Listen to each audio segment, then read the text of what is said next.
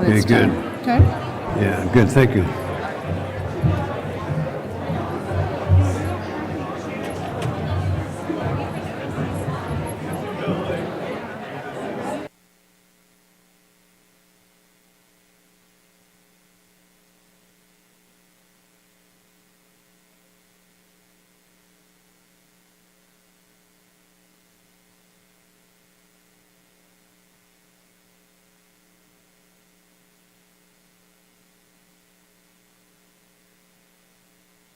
That's a good one. Tell a story about Coyote.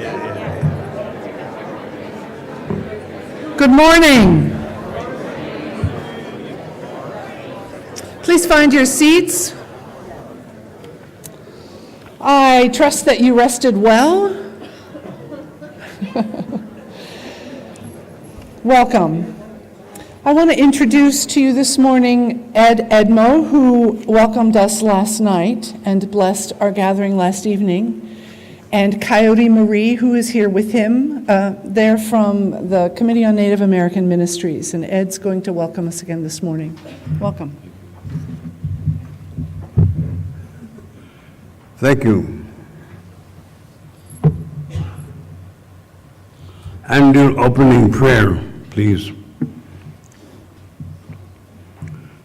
Grandfather, Great Spirit, I come to you. I'm one of your many children, small and weak. I need strength, not to be better than my brother or sister, but to defeat my worst enemy, myself. Help me learn every lesson we have hidden in every rock and every leaf. When life fades as the fading sunset, which life does, may it come to you with clean hands and straight eyes and no shame. Aho. I'm a double legend. Like I said, I was raised at Slala Falls, Indian fishing village, with no electricity, no running water. Now I get jobs by email. When the cold winter wind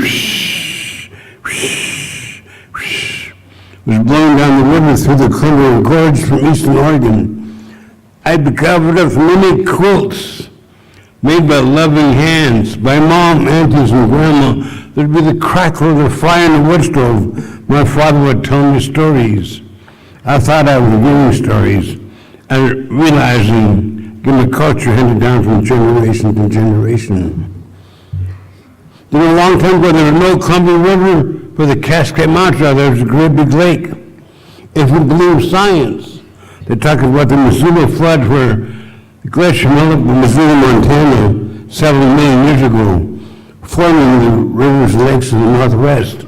But that's science. Want to know what this Indians say? Coyote took a big stick to the top mound and dug and sang a powerful song. Everyone get your stick out and help me say it. Everyone get your stick up. Everyone get your imaginary stick up and help me say it. Coyote took a big stick to a mountain and dug and sang a powerful song. Help me say it, everyone. Coyote took a big stick to a mountain and dug and sang a powerful song. Coyote took a big stick to a mountain and dug and sang a powerful song. Coyote took a big stick to the top mountain and dug and sang a powerful song. Coyote took a big stick to the top mountain and dug and sang a powerful song. Coyote took a big stick to the top mountain and dug and sang a powerful song. And the water broke through, forming what Indians call Enchuana. Indians call the Columbia River. It means big river because the Columbia River is a big river, right? Animal people moved down to the riverbanks to be closer to the water. Oh, Coyote was proud of himself. He made Enchuana. He saw the animal people didn't have much to eat. Coyote walked clear to the ocean. He saw many salmon swimming in the ocean and used his power, told the salmon to swim upstream. That's how Coyote made Enchuana. That's why the salmon swim upstream. And that's a Colville legend. Thank you.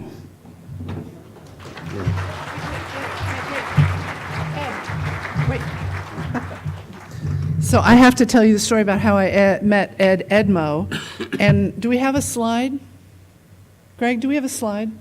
Yeah, oh, okay. So 2016 General Conference met in Portland. I was responsible for gathering the women bishops for a retreat beforehand. We gathered in Hood River. I worked with Horse Thief State Park in Washington, on the Washington side of the river, to get us a guided visit to Salgalal, which is not showing in the picture. It's dark.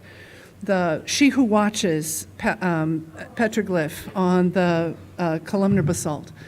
And Ed was our guide. Little did I know that we were getting a United Methodist guide, but Ed is there in the hat in the back, and all of the women bishops of the church met him in 2016. So I feel like that set us a good foundation for the work that we get to do going forward. Thank you. Thank you.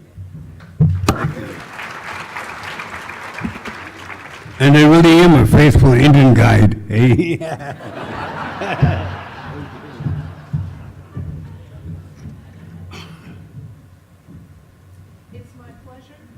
It's my pleasure to call this session, this 50th session of the Oregon-Idaho Annual Conference to order, and to welcome you all.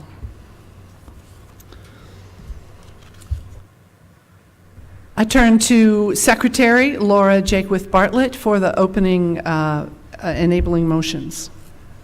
Welcome, Laura. Thank you, Bishop. It is delightful to be here with all of you members of the Oregon-Idaho Annual Conference. You will often hear vocabulary tossed around that talks about the delegates to annual conference, or even representatives, but actually in official United Methodist land, when we gather as an annual conference, laity and clergy alike are members of this body.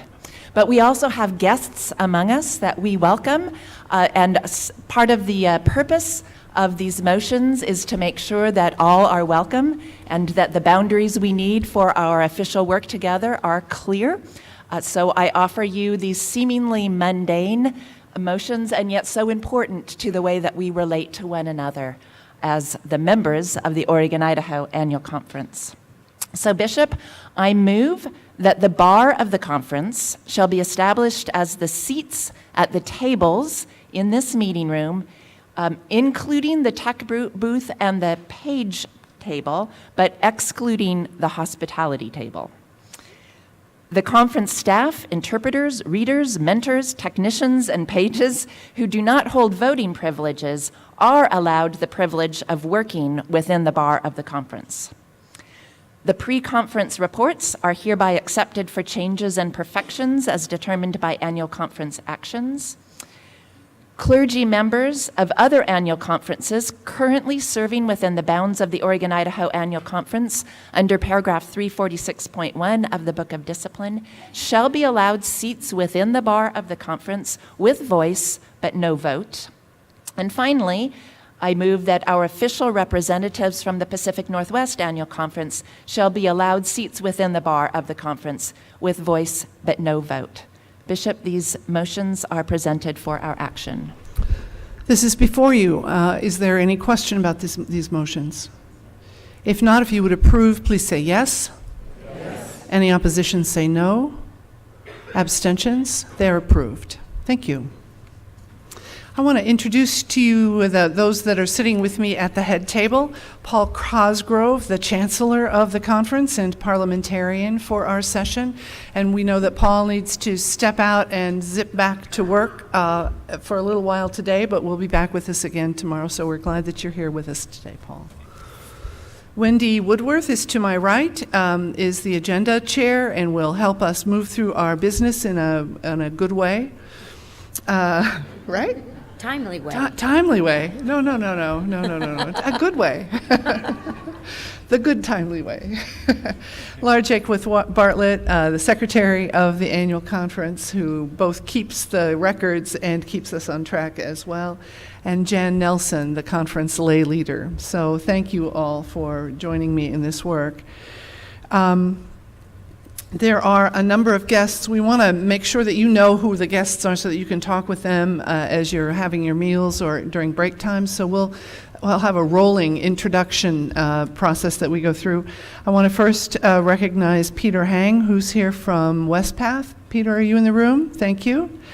And Greg Seeley and Christina Gonzalez are here from Pacific Northwest. You're going to meet Brian Brown a little bit later. If there are other guests, thank you. If there are other guests in the room, send the note up to the head table and we'll just be sure that you get introduced at some point. Thank you very much. We turn now to Lydia Henry, who will bring us a message regarding safe sanctuaries. Welcome, Lydia.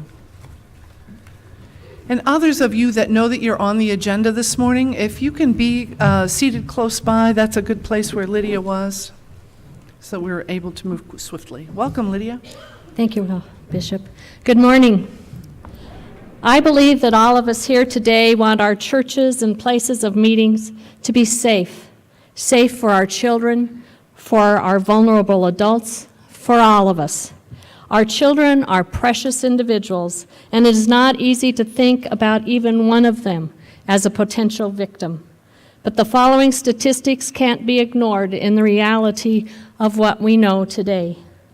Approximately 1 in 10 children have been sexually abused before their 18th birthday. In approximately 90% of the cases of child sexual abuse, the child is being abused by someone they know, love, and trust. Less than 10% of child sexual abuse is perpetrated by a stranger. There are 42 million survivors of childhood sexual abuse in the United States alone. In hearing these statistics, you may be wondering, how can I help prevent child abuse in our ministry settings? The website Darkness to Light highlights the following 5 steps. You can learn the facts about child abuse. You can minimize the opportunity for a child to be isolated from others. You can talk about it with your children in age-appropriate conversations. You can recognize the signs of abuse, and you can react responsibly. Safe Sanctuaries is a commitment made by the United Methodist Church and is stated in our social principles. The Oregon-Idaho Annual Conference shares that commitment to protect not only our children, but our vulnerable adults as well. Every event, including this annual conference, is under the umbrella of our Safe Sanctuaries policies found on the conference website and in our conference journal. There are several resources for learning more about what you can do in your ministry settings. The General Board of Discipleship book, Safe Sanctuaries, is a good tool. The Safe Sanctuaries team has that book available here at the conference in both English and Spanish, and it's available at the Me Too table in the ministry marketplace. During our time together this week, should you at any time feel unsafe in a situation or see something that looks out of place, you can approach any one of us who are wearing the Safe Sanctuaries button, and hopefully I have a slide of that will be shown. At this time, I would like to introduce the other Safe Sanctuaries contacts. Warren Light, Lowell Greathouse, our wonderful administrative assistants, Linda, Sarah, Terry, over there. And finally, when you return home, make sure your ministry is using the conference template for policy of risk reduction and prevention of abuse. Some churches are still behind in this process, and the Safe Sanctuaries team has been assured that this will be addressed. If you have questions about the template, about our policies or abuse prevention resources, contact me or your district superintendent. Reverend Warren Light is also available for consultation and help. Thank you. Thank you, Bishop.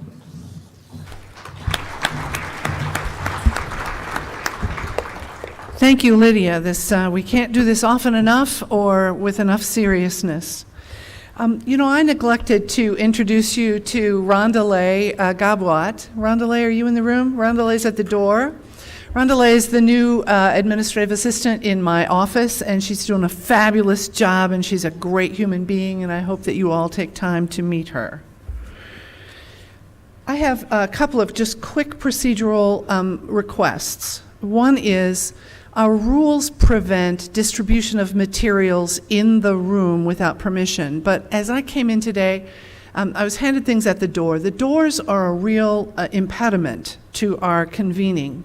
So if you have materials, it's just a courtesy I'm asking. If you have materials to distribute, could you stand away from the doors somewhat, not to impede entrance? And my suggestion to us is that if you know where you're sitting, find the door closest to the place where you intend to sit to come in, and try and keep this door a little bit open for the people that are coming towards the head table. It was hard to get in this morning. Thank you. All right, we turn to Lowell Greathouse to bring us the nominations report.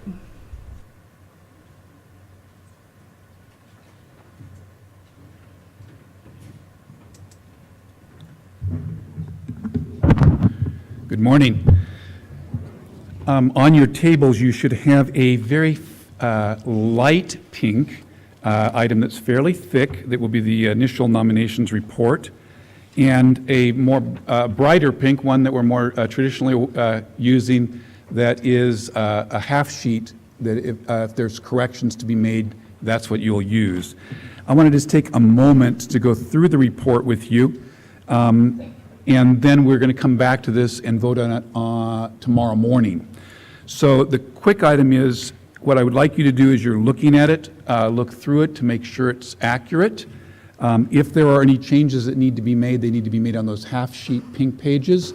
And if you could turn those in, say, by the end of the lunch break today, before people divide into the laity and clergy sessions, and put those at the help desk or the front desk in the lobby area, so that we can work on those. An addendum will come to you tomorrow morning before we vote. So with that said, take a look at it. Any parenthetical changes, any changes that appear in spelling, anything else, let us know that. If you'll look at your sheet that's on the table, as I say, it's a little thick packet that's kind of a light pink. Let me just call attention to a couple items that might be different for you. You'll notice, if you look through the sheet, there's a few lines that are blank there.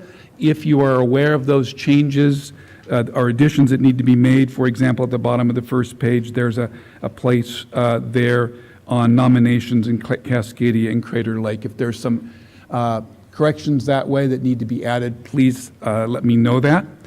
Then if you'll flip to page 2, the section that is identified as mission and ministry teams of the annual conference. That will be a listing of all of those groups. Note on the top of page 3, we have an addition. I want to call your attention to it because we have not had this before.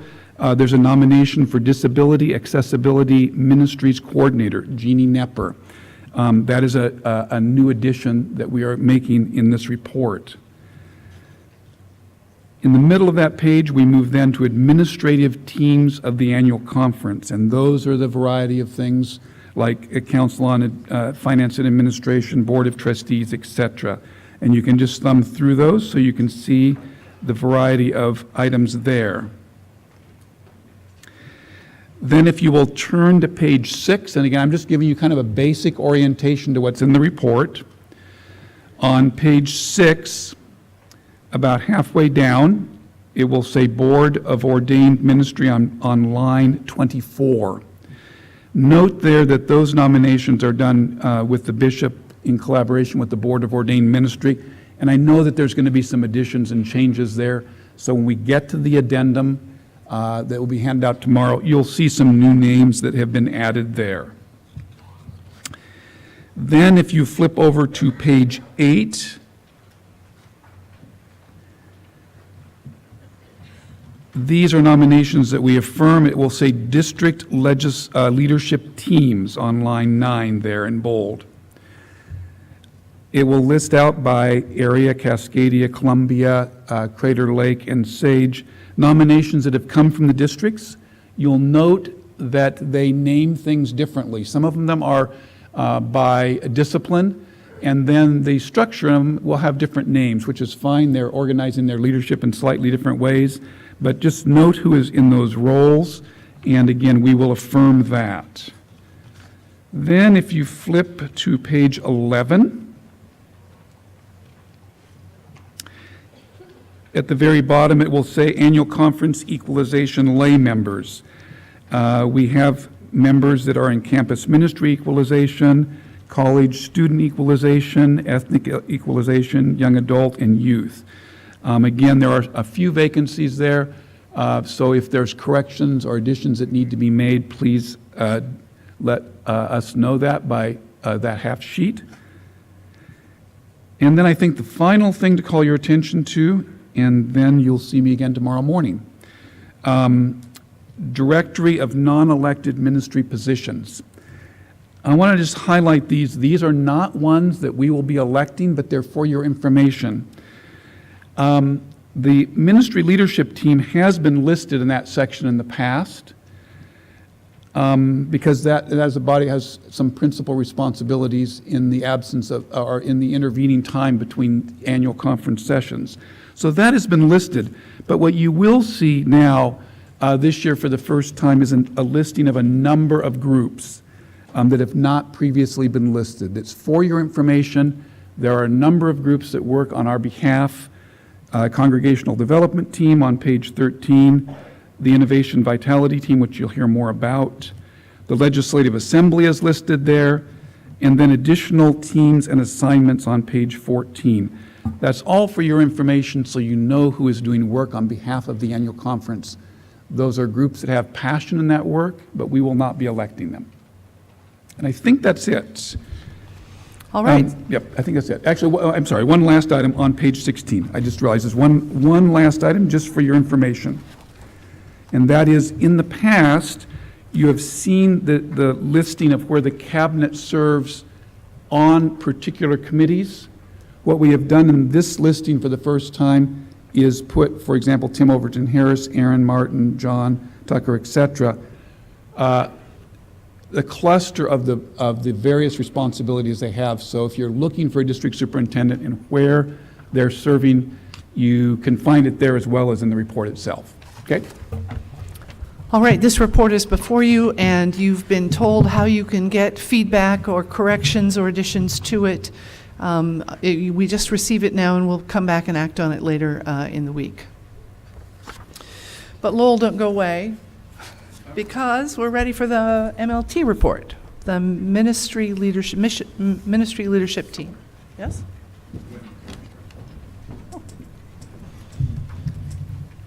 Hi, Gwen. Hi, Terry. Hi. Hi. Morning. Good morning. So, you ready for this?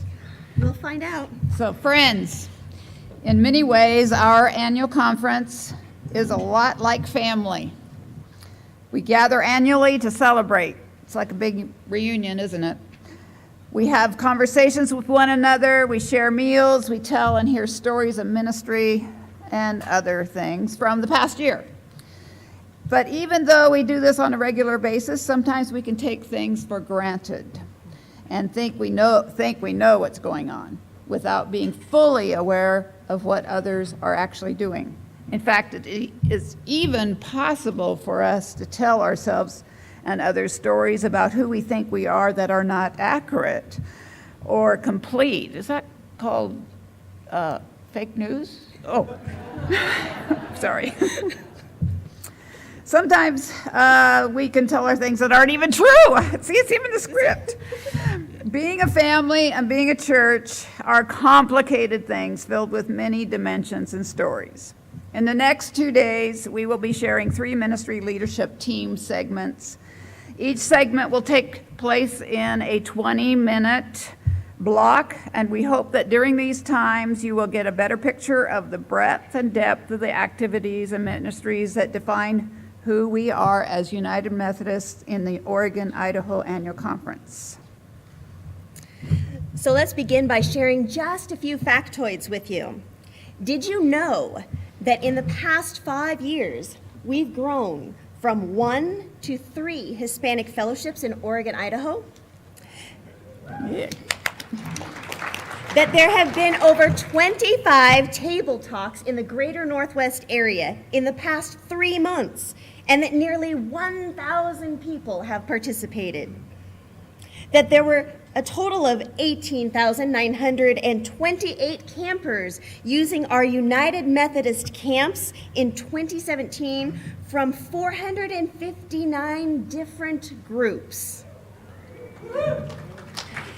And that we have 59 emergency response team members trained to go out from our annual conference to assist those who are recovering in the aftermath of a disaster. But before we go too much further, let's get back to the basics for a moment.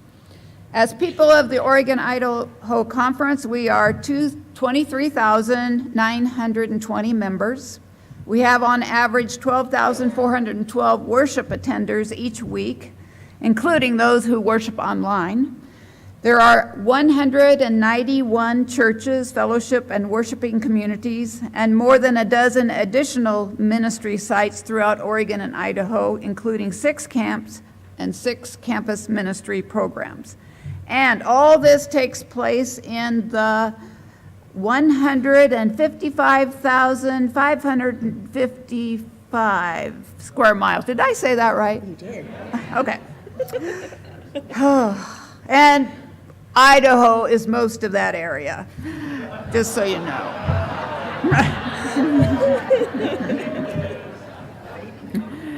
In addition, as United Methodists, we are organized and deployed in some structured ways so that we can collectively provide pastoral leadership and equip our clergy so that they can have strategic impact as trained professionals in our congregations and communities. There are 4 districts: Cascadia, Columbia, Crater Lake, and Sage.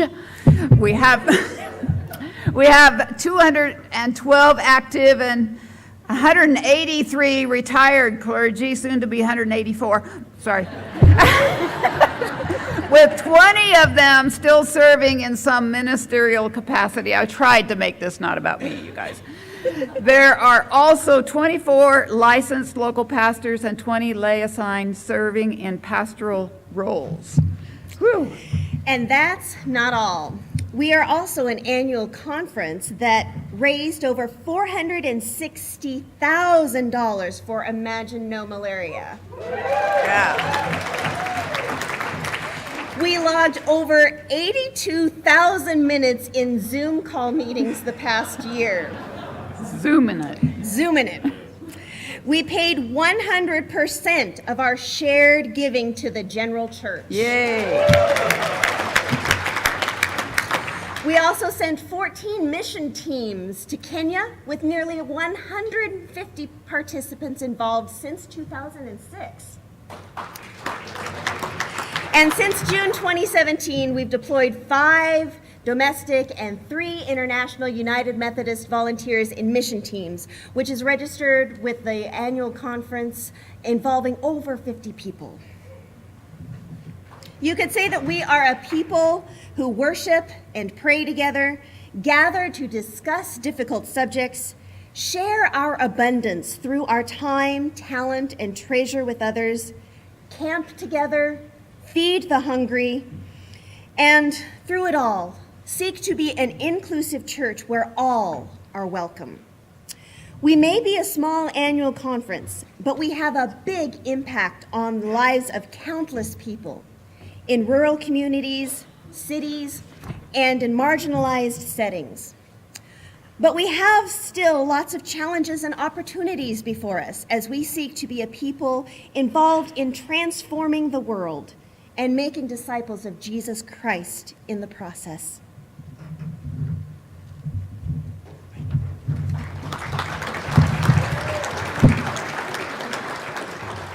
So we want to do a couple other things in this report, including have you break into groups or pair up in just a minute.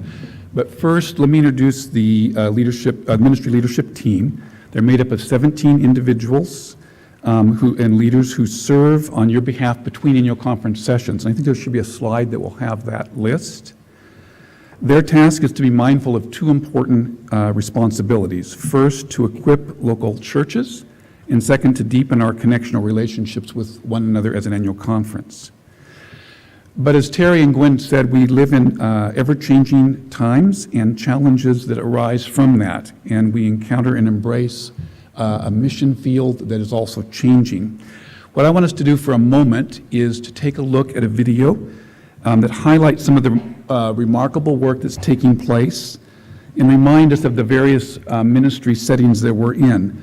In the process of seeing this video, you will also be introduced to our new congregational developer for Vitality, Leroy Barber, who is a part of our Greater Northwest Innovation and Vitality team. So let's take a look at that video, and afterwards I'm going to have you pair up and just share a couple quick responses to it.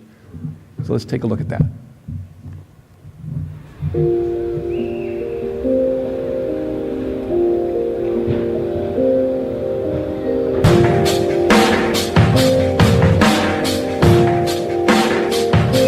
I love my job! Sunnyside has been here for over 100 years, right? But it has lost its ability to connect to the new people coming in. Somewhere along the line, this church building has lost contact with that school. Our work is to bring those two things back together. Hawthorne, which is one of the cultural icons of Portland, is 2 blocks away. But this building is alive. There's homeless ministries, there's arts organizations. It's not like the building has stopped being used for the community. True. And they are waiting for the church. Right. We're going to bring the right leader in here that understands that it's church out of community, right? Like you can't just plop down in here and say, I'm the church, I'm going to be here, and I'm going to be the center of it all. No. All of that activity is what we built the church out of. I started the toy library, not knowing where it would be. It's difficult to find space to rent as a nonprofit. I didn't need just an office because I have storage and then the larger space that can be used for play, and the previous congregation was still here. It was just a few months, I think, before they dissolved. Right. Did you ever attend the church when it was here? I didn't. Were you not curious? I'm not religious. I don't know how to talk about what's unattractive about it for me, but I could say that I am really in awe of what is happening in this space right now. What they've done with the services to the houseless community, youth and family services like my project, like the basketball that you may hear happening upstairs, a thriving arts community here. Like, where else do you find those all happening in the same space and run by community volunteers who have passion for it? It's just this entity born of the passion of the people in the community that see the opportunity of the space. I see that as a form of spirituality already here happening. So if that was church, right, a group of people from the diverse backgrounds coming together to improve life for everybody, that would be attractive to you? Oh, absolutely. Yeah. I used to come to youth group in this church, so it's really lovely to come back here with my kids and see the church being used in a new and different way. Why is the United Methodist Church dying? I feel like I don't have a good answer for that question, though I've sat in a number of committees, conferences, and symposiums trying to answer that question. The United Methodist Church hasn't been able to overcome their kind of generational gap. So once the generational gap was in place, it was almost too late? I think so. I think no amount of branding with open door policies and all that kind of thing could quite overcome the fact that when you walked into church at the end of the day, it was 80% over the age of 70. That just wasn't meeting the needs socially. I think that there's a lot of potential for the church to revive truly serving the community, truly viewing your assets, your space in a different way. I hope that the programs that get brought into the churches are not like a desperate plea for relevance, but are, truly brought about by the community speaking in. As far as I'm aware, it wasn't the United Methodist Church saying, hey, what would really serve young families? It's a toy library. But it's more someone in the community seeing that need and saying, I need a space to do this, and the church being open to allowing that to happen in their building. And I think that's amazing. If we can view that as the church and the way that ministry happens, what an incredible gift.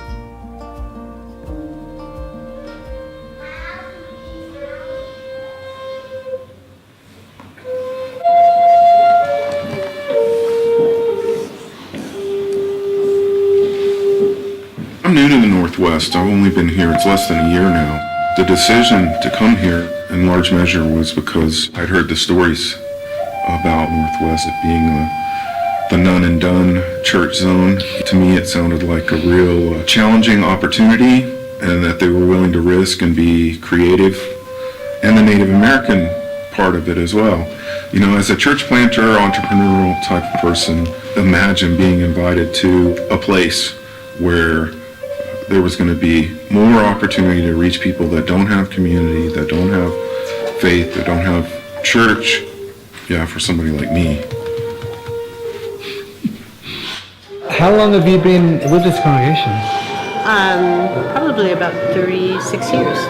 We were a church that was considered to be dying. And with the coming of Alan Buck, you know, it is a restart because we are starting with about 10 people that were still left here, and you can see what's happening. So, Brooke's come forward indicating that she wants to join today, professing her faith. And then Sue came as well. So here, Sue, come sniff over here so everyone can see you. A friend of mine from college invited us to a flute concert they had here one Saturday evening, and my son and I just spontaneously decided to come back on Sunday and have been coming pretty consistently ever since, and it just brought us closer because of the potluck. We bake almost every Sunday morning, so we have something to bring, and that's our together time, and it's a beautiful accepting family and a wonderful mesh of cultures and ideas, and it really is, you know, mind-opening. we tried, but we were very sheltered. So since Pastor Buck has come, our name has gotten out more. He's been able to do more outreach, connect with Native American groups, people on a one-to-one basis. I think it's drawn people to us. Since Pastor Buck has come here, we've established our core values, and so anything we do during the week has to measure up to those core values. Right. And so that's important. Engage and listen for what is the heart, the soul, the best of what is there. And at the same time, you're setting up the change and bringing people on board. I think you have to start with engaging a group of people in a conversation about core values and earning the trust to have the kind of conversation that's anything but superficial about what are we becoming and why. Then you can begin to align your behaviors and your resources in the same direction, and you have the people that all own that. It doesn't make the process easier, but you're in it together. I'm working with John at Woodlawn and the folks at Sunnyside and all the new initiatives. I'm part of that cohort, and there's some collaboration and some sharing of best practices, and also some just sharing the journey of being an entrepreneur. They say a change is gonna come, but what's the cost? Youth I see today, a lot of them lost. They'd rather make it rain than to be the boss.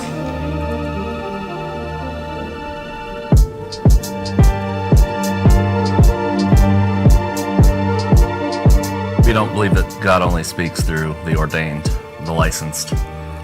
We all have something to share, something to learn, and empowerment is more likely to get someone involved.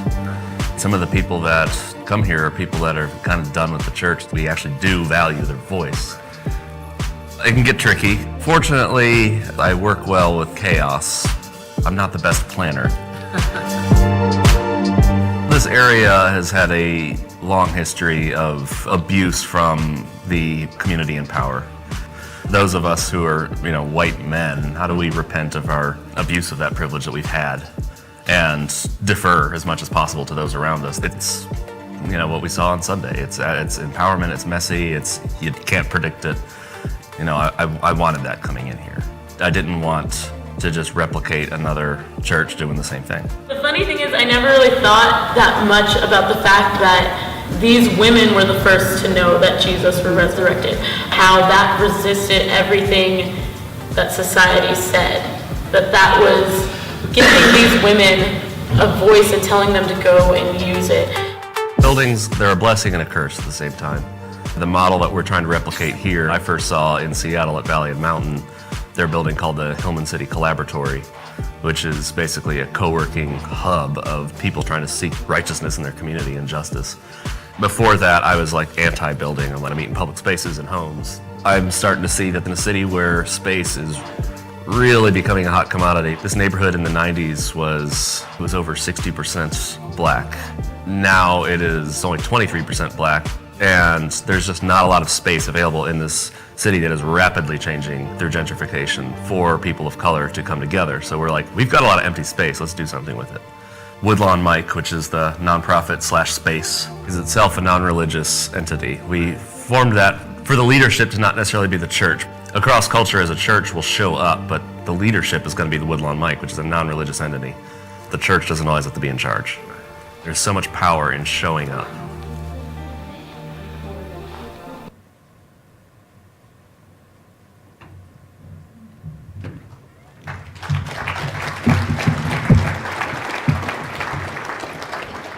So as we close this first segment, I want you to take 4 minutes, 2 minutes each, no more. Turn to a partner, somebody sitting next to you, and answer this question. What did you see, and what is the challenge for the church? And I'll interrupt in 4 minutes, and we're done with the first part of the report. Go.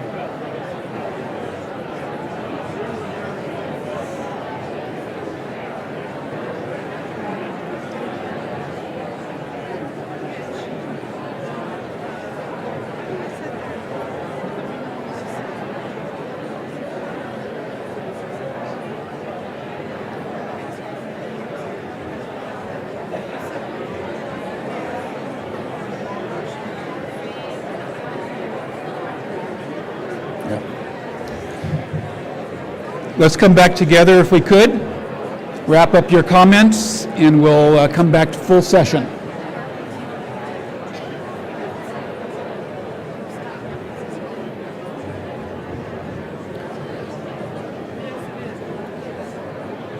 Thank you for your attention during this first segment. These are conversations I hope that will continue.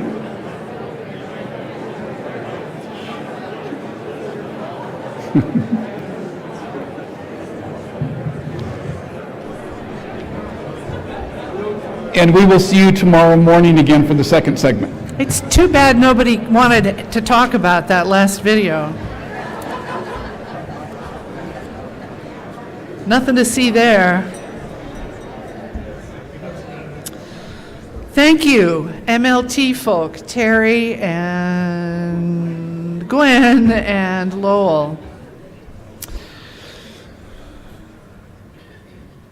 You know, I sit in the cabinet room all the time and we talk about all these places and the individuals. It is really a powerful thing to see the people in the spaces. So thank you. We're turning to Rick B. Nell, who's going to bring us a report from the Council on Finance and Administration and present us with the budget. Rick, welcome.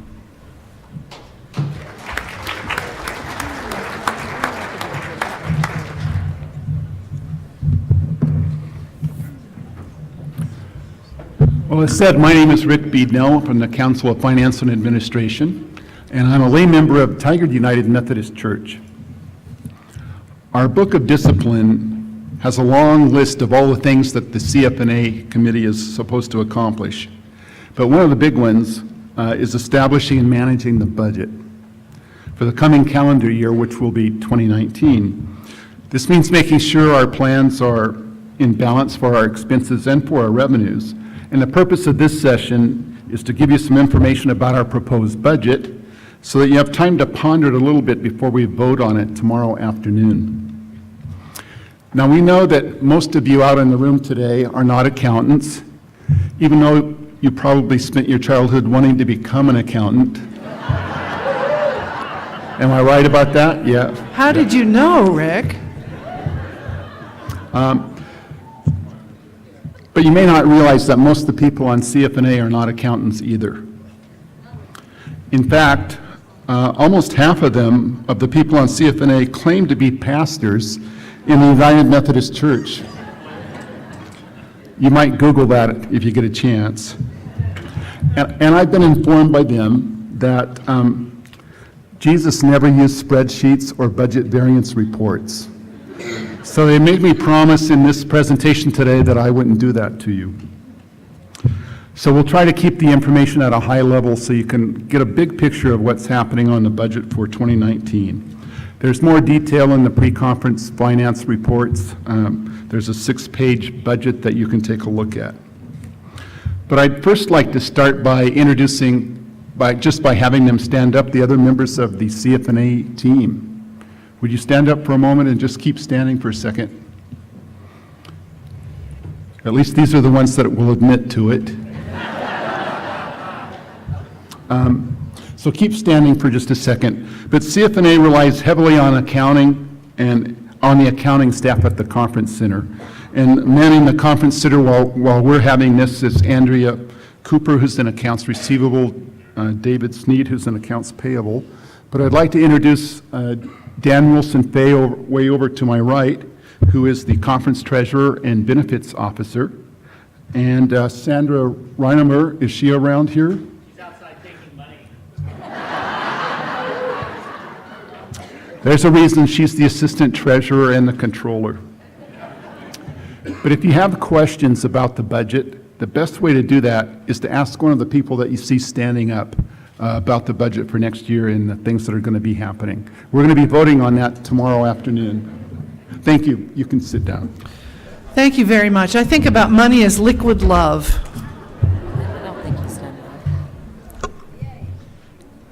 I wanted to start today by thinking about how our conference theme applies to our finances and stewardship. Our theme is "Do this and you shall live." And in the scripture, we learn that we need to love God with everything we've got. We need to love your neighbor as yourself. These commandments are great at a high level, but what do they mean at a more detailed level? Do what? In our case, what does this mean for the work of CFNA? Notice that the word love is an action verb, and a huge part of it is how we give our time, our talents, our treasures. The 3 T's that you've heard about. Since we are finance, we'll stick with the part about treasures. A little later in Luke, in chapter 12, verse 34, Jesus says, "For where your treasure is, there your heart will be also." For where your treasure is, there your heart will be also. In his book entitled Embracing Stewardship, Charles Lane points out that we often imagine this scripture the other way around. We imagine it as saying, where your heart is, there your treasure is. While that may be true, that's not what Jesus said. He said that what we do with our treasure will cause our hearts to follow along. This scripture speaks to us not only as individuals, but as a conference. And CFNA is very passionate about understanding our priorities as a conference and making sure that we are stewarding our finances accordingly. CFNA is not the body that establishes the priorities for the conference. We rely on our Greater Northwest cabinet, we rely on the conference ministry team, and we rely on this annual conference to set the priorities. During the next several days, you're going to be hearing the stories that tell about all the ministries that are part of the conference and their priorities. But right now, we need to spend a few minutes together on the finance part of the story. And before we talk about 2019, we need to understand a few things about our recent financial history. So we completed the year 2017 since our last conference, and the apportioned budget was $3.7 million. But because of the thriftiness of our budget stakeholders, we managed to underspend what we planned in 2017, and we had some really significant investment income. In fact, probably the best in a decade since 2008. This meant that we had more reserves or money left over than we normally would have at the end of a year. Of course, by the time 2017 ends, and you know how much money you have, the 2018 budget had already been set because it's set 6 months earlier at this conference. And similarly, in 2019, we'll set that budget at this conference, even though we only know about the first 5 months of 2018, we're not knowing how we're really going to end up. One of the ways that we were able to apply the reserves from 2017 in 2019 is one of our highest priorities, our Vital Church and New Start initiatives, which you saw a little bit on the film that we just watched. So as a church, you have shared ministries that you pay out to the conference. And as a conference, we have shared ministries that we send to our Western jurisdiction and to the General Conference. The good news for 2017 is that as a conference, we paid 100% of our shared ministry apportionments to jurisdiction and to General Conference. We do this because we believe. We believe in our United Methodist connectionism, and we know that together we can do more. And then we've just recently been sent this plaque of appreciation by the General Conference, thanking us for paying 100% of our apportionments in 2017. So we could have a round of applause in it.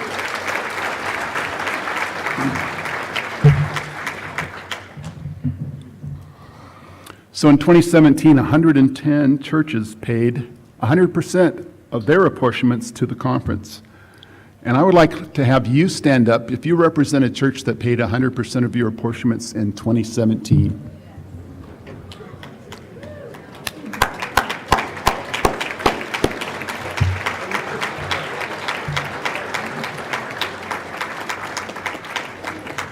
Thank you. You can sit back down.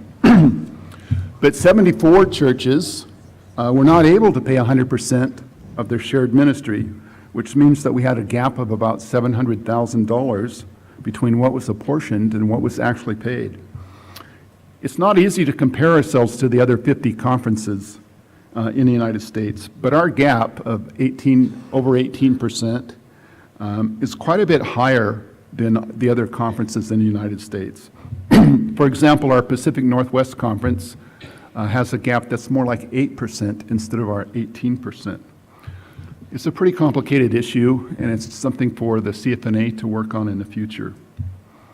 But we do have a little bit of other good news. The audit was just completed for 2017, and we're in good standing, and we really didn't have any significant issues. So I'm going to move on to calendar 2018. Here again, the good news is that the apportioned, one of the best news for 2018 was that the budget went down by 8.7%. No one called me to complain about that. But since we don't actually receive 100% of everything that we apportion, CFNA needs to establish a spending plan. And so for 2018, we established a spending plan that was about 82% of what we approved in the budget. But we did allow for 100% for our shared ministries to the jurisdiction and to the conference. And looking at our shared ministry payments from the churches to our conference through May, we're up about 2.2 percentage points since the last year. So we're doing better there, a little bit of more good news. But I'm ready to move on to the future, the proposed 2019 budget that we'll be voting on Friday, which is about $7.6 million. This is the total budget, not just the apportioned budget. So in the conference handbook, in the finance reports that I'm sure you all read and studied before we got here, you'll see a 6-page budget that's just a summary of the expenses and income. But one of the big questions is, where does $7.6 million come from? So I want to break it down into its 3 parts to help you understand it just a little bit better. First, we're all familiar with the apportionments or shared ministry payments that every church makes to our conference. It's the bottom line in the model that I'm going to show you on the screen here, but it accounts for less than half the income that we need to make our total budget happen. The second component of income comes from the pension and health benefits area. Although the $3.2 million does include a little bit of reserves, it mainly comes from the pension and health benefits that are directly billed to your church or to the conference for the pastors and eligible employees. So $3.2 million of the $7.6 is coming from that area. The third component is made up of reserves and other income. An example of that was the reserves that we had left over at the end, thank you, Craig, at the end of 2017.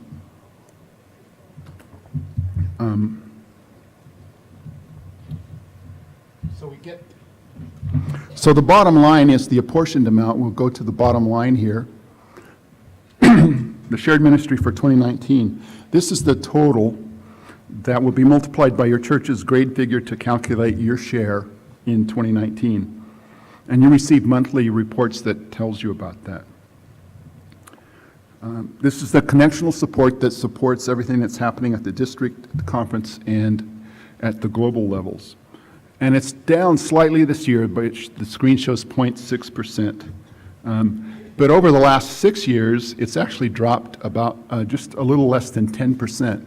So we've been in a little bit of a downward trend trying to bring the money down over the last 6 years. So we're down roughly 10%. You can see from that last slide that the apportioned income is only $3.4 million of the $7.6 that we need. This means that $4.2 million, the bigger share, comes from in other income and reserves.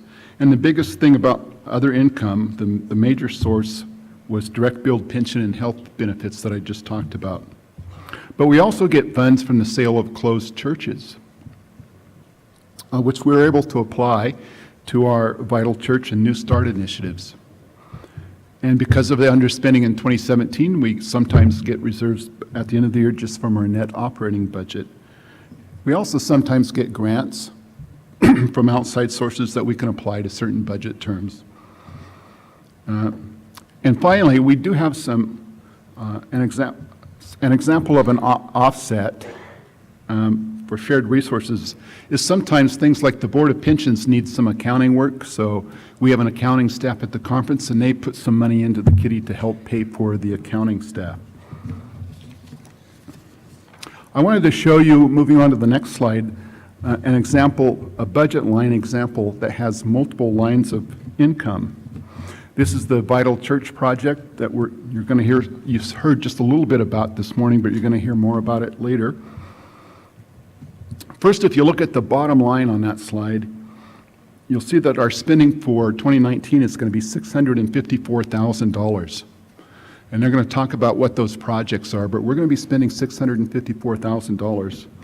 But on the top line, you can see that the initiative has $579,000 in other income. The source of this income comes primarily from the sale of closed churches, but it also came from our missional or ministry opportunity fund, which contains reserves from previous years.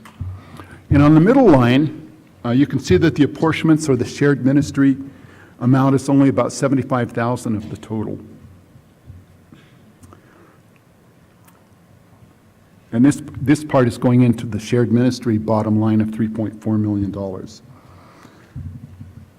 Even though I should tell you that this is supporting our Director for Congregational Vitality, Dr. Leroy Barber, that you saw on the screen a minute ago.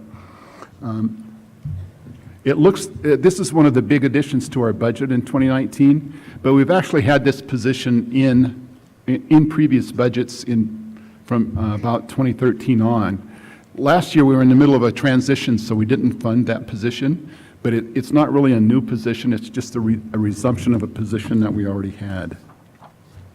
So when you look at the next slide, significant increases, overall, our budget increases were offset by the decreases for 2019. So the bottom line for shared ministries is just slightly less than 2018. The proposed budget contains a 2% compensation increase for all of the personnel. The second item on Vital Church, as mentioned already, there's a $75,000 increase to support that initiative, but that's really been in previous budgets. And on item number 3, our global missions, and I should say that one of our recent annual conference priority additions was for the Abundant Health Initiative. And there's a $30,000 increase to fund a part-time position for the next couple of years. And you're going to hear about this a little more in a later presentation. And finally, one of the other big additions was just we need some more money to increase related to more training and orientation for our Board of Ordained Ministry. On the other side, the significant decreases, we had a cost savings brought about by consolidating the expenses of the bishop's office. So we're sharing those expenses with the other two conferences in the bishop's realm, and as a result, our budget has gone down a little bit. In terms of reserve funds, I've already talked about the fact that we had a really good year in 2017. On item number 3 up there, the conference journal, a decision is pending at this annual conference a little later on whether or not to print paper copies of the conference journal or not, or to just rely on electronic copies. It's not decided yet, but there is an assumption in this budget that we're going to go and take those savings. And finally, the actual general conference church apportionments were down about a percentage point in this last year. By now, you should each have a copy of something called the narrative budget. Can you hold that up for just a moment? Everybody found theirs? It looks like this.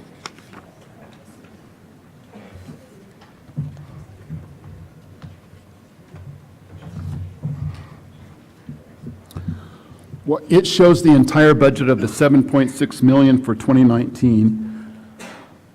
The idea is that you would have something to take back to your churches to help you tell the story of what's happening with our $3.4 million shared ministry budget. Instead of concentrating on the numbers, its purpose is to tell some of the stories around the priorities of the conference and the ministries that your shared ministry dollars are making possible. And I do want to have a call out to Greg Nelson and his committee, the communications department, for helping us make that possible.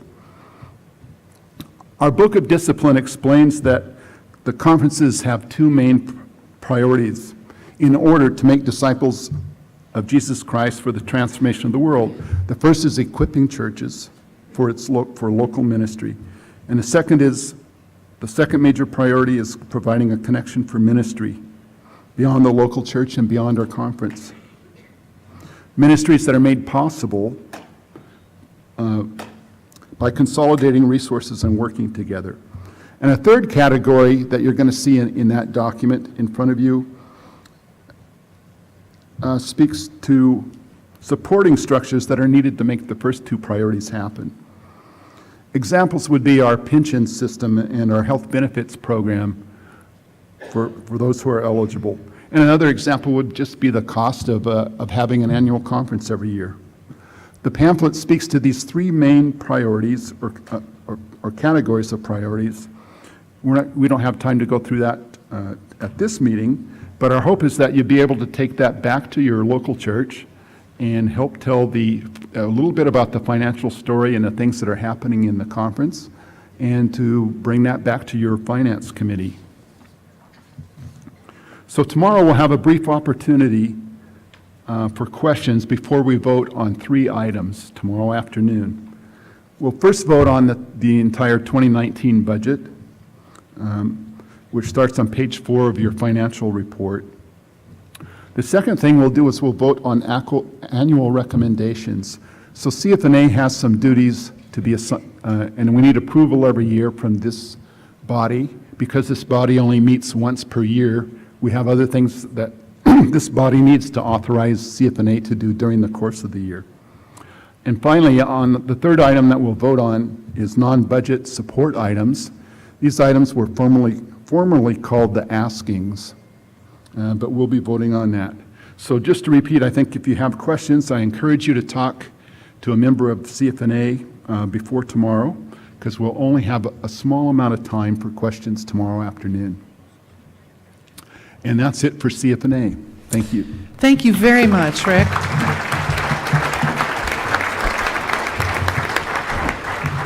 We look forward to more tomorrow. And Tom Wilson, would you come forward? And if you're bringing others with you. And after Tom, if Warren's ready, we do have a couple chairs over here now, so that if you know you're coming up on the agenda, at the bottom of the stairs on stage left, room right, you can sit and be ready. Welcome, Tom. Thank you, Bishop. Good morning. Good morning. It is great to be in Boise, and it's even better to have the privilege to come together with all of you again. Since we last met in Portland, the Foundation has had the opportunity to extend its services in many forms to the churches of this conference. Our conversation with lay and clergy always remind us of the remarkable ministries that are taking place in your churches. We are also made keenly aware of the faith and the hope and the dedication that those persons whom we talk to share. And it's always a wonderful experience to be in their presence. Our travel to and from these churches also reminds us of another reality, however, and that is how large this conference is. All one has to do is take a trip from Boise to Ashland, or from Jerome to Coos Bay or Grants Pass to Baker City, to get just a sense of the size of our area. And that's not to mention the Episcopal area. At our summer board meeting last year, we decided that it was time to expand our capacity to serve more churches across the Episcopal area. So following the meeting, we set out to find and hire a new associate director. Now, as is often the case, things do not always work out as planned. You see, as we whittled down the names of the number of applicants to the final 2, we became stuck, unable to decide on one over the other. So we did what any local church finance committee would do, and that is took a leap of faith and hired both. So this morning I'm excited to introduce them to you. The Reverend David Nieta came to us from the PNW conference, or came to the PNW conference in 1999, where he faithfully and successfully served the Seattle Blaine Memorial Church for more than 10 years. In 2000, he was appointed to the PNW cabinet as district superintendent of the Vancouver district. Today, David serves as the dean of the cabinet. His wife, Lynn, and their two children, Samantha and Zachary, make their home in Vancouver. His passion for ministry and his love of legacy make him well suited for this position. David had a family obligation which kept him from being here this morning, but he does plan to meet with us this afternoon. And I hope that you might take a minute and find our display over in this area of the building and come by and say hello to him. We also asked your very own Julia Frisbee to join our staff. I presume that many of you know Julia from her work with Imagine No Malaria, the Imagine No Malaria campaign. Julia is smart, she's energetic, she's passionate, and she's a steamroller in all of the best ways. I only pray that somehow I'll be able to keep up with her energy and her enthusiasm. Julia, her husband Drew, and beautiful son Ellis live in Anacortes. She assures me that trips to work with churches in Oregon and Idaho represent no problem due to the many family and friends that she has here. So, Julia, would you like to come up and say a word?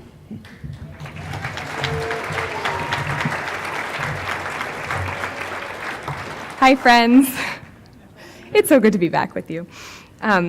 These are really exciting times for the foundation. We look forward to being a greater part of your church's endowment and major gifts programs, and to supporting your needs with the management of your long-term financial assets. Take a moment and look in the middle of your table. I hope you find a copy of our annual review. It looks like this. You might recognize the dude on the front cover.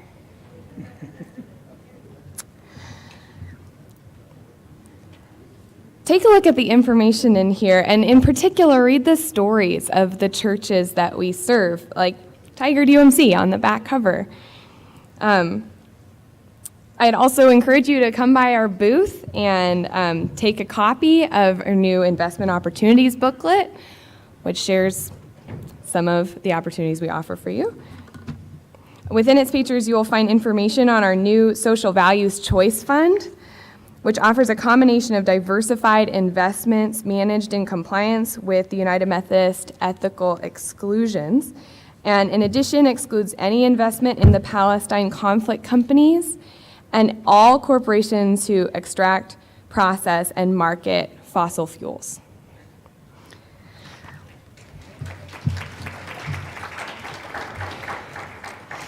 Finally, please remember that if you know you should talk about money with your congregation more often, but the thought of it just makes you cringe, we can help. Or if someone wants to make a gift of stock or real estate and you don't know how to handle the logistics, we can help. If you struggle to ask people to include your church in their wills, we can help. If you know you need an endowment but don't know where to start, we can help. If you already have an endowment, but you sometimes worry about whether or not that investment reflects your values of peace, justice, and love, we can help. We're here for you. Just give us a call or send a text. We are looking forward to being a partner in ministry with you. Thank you for the life-giving work you do within your churches and communities. We know that you are indeed transforming the world. Thank you.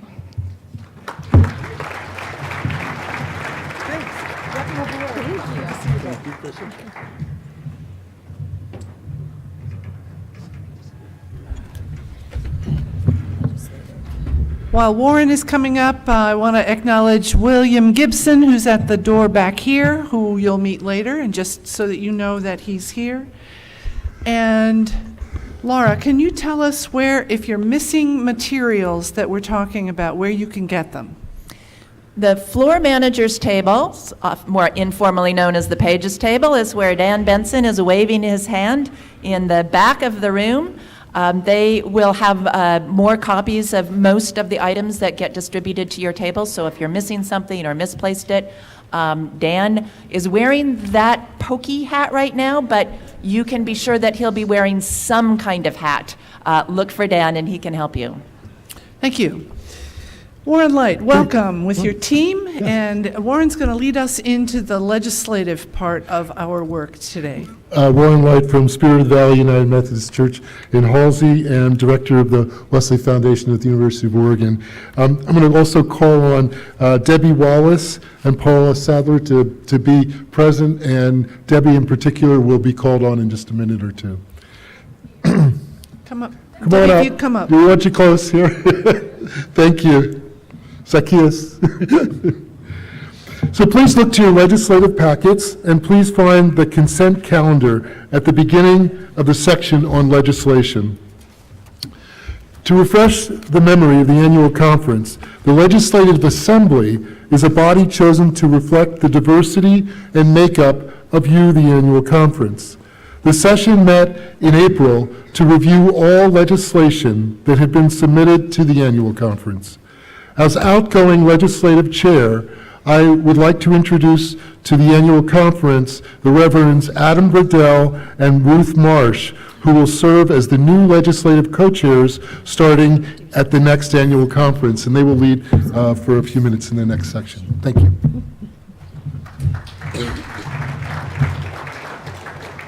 Thank you, Warren. Thank you, Ruth.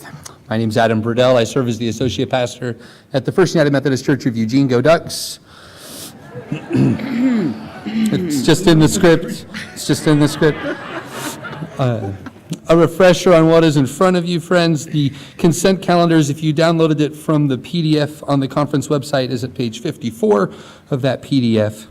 A reminder that only those action requests or standing resolutions for which 90% of the Legislative Assembly voted the same way are now on the consent calendars. And regardless of the vote distribution of the Legislative Assembly, new standing resolutions and any action requests the Legislative Assembly deems have significant budgetary impact cannot be adopted through the mechanism of the consent calendar.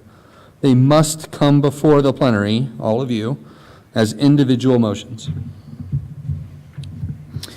Most important for our work now, please note that action requests or standing resolutions on the consent calendar can only come before the plenary individually if they are removed from the consent calendars before the vote on that consent calendar.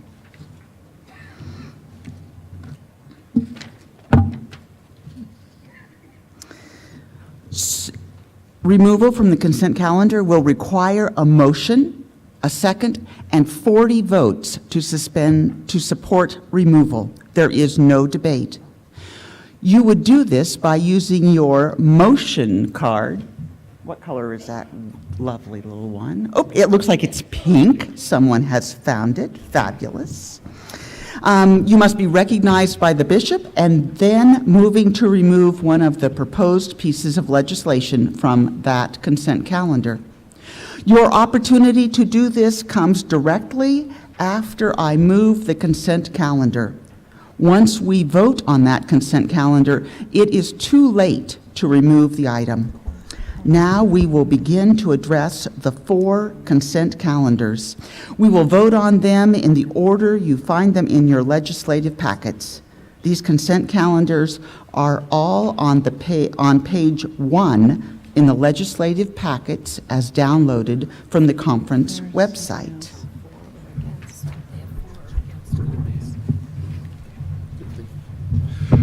I direct your attention to consent calendar A, action requests recommended for approval.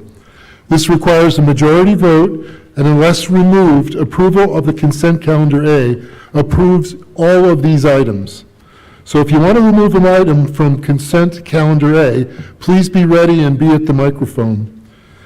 Bishop, on behalf of the Legislative Assembly, I move consent calendar A. All right, consent calendar A is before The you. I consent see a motion at microphone 5. So much pressure to be the first one to speak from a microphone. You know, we're going to have a little hard time hearing you, at least I am. Tell us who you are.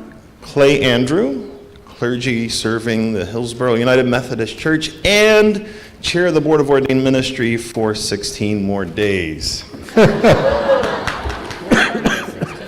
And on behalf of the Board of Ordained Ministry, I would move the removal of item AR1, revisions for scholarship policies of the Board of Ordained Ministry, for the purpose of making an addition, late-breaking addition to those revisions.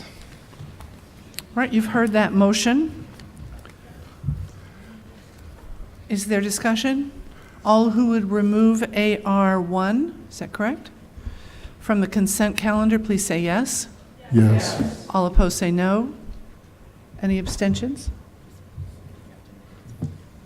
I judge that more than 40 people voted in favor of that. Thank you. Thank you all.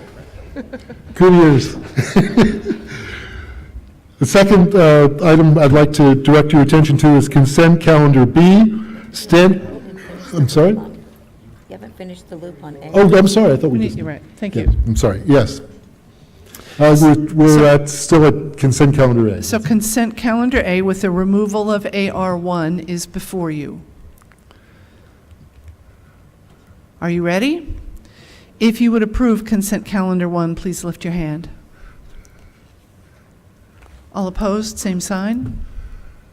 Any abstentions? It is approved. Thank you. Thank you. So now I would direct your attention to consent calendar B, standing resolution renewals. This requires a 2/3 vote unless removed. Approval of consent calendar B approves all items on the consent calendar. Lacking a 2/3 majority vote for consent calendar B, all items on the consent calendar would fail. So please remove an item if you only want to contest one item, rather than causing all to fail. If you want to remove an item, please be ready now at one of the microphones. Bishop, on behalf of Legislative Assembly, I move consent calendar B. All right, consent calendar B is before you. I'm looking to see if anyone wants the microphone. Seeing none, again, this requires 2/3 vote. If you would adopt consent calendar B, please lift your hand. All opposed, same sign. Any abstentions? It is approved. Thank you. I would also now direct your attention to AR7, return of land, lot number 4900, excuse me, in Wallowa County to the Nez Perce tribe. At this time, with the bishop's permission, I would invite Lowell Greathouse or Todd Bartlett to speak briefly to this action. It's up to you, Bishop. Yes, please, permission granted. Looks like Todd's coming. Welcome, Todd. Sure. Before I speak to this action request, I would like to introduce a couple of guests who have traveled from Lapwai, Idaho to be present with us, and they've sat through all of our business this morning. Arthur Brancho and Jolie Brancho are with us, and Jolie was baptized in the United Methodist Church in Lapwai. So we welcome you this morning with us. Thank you.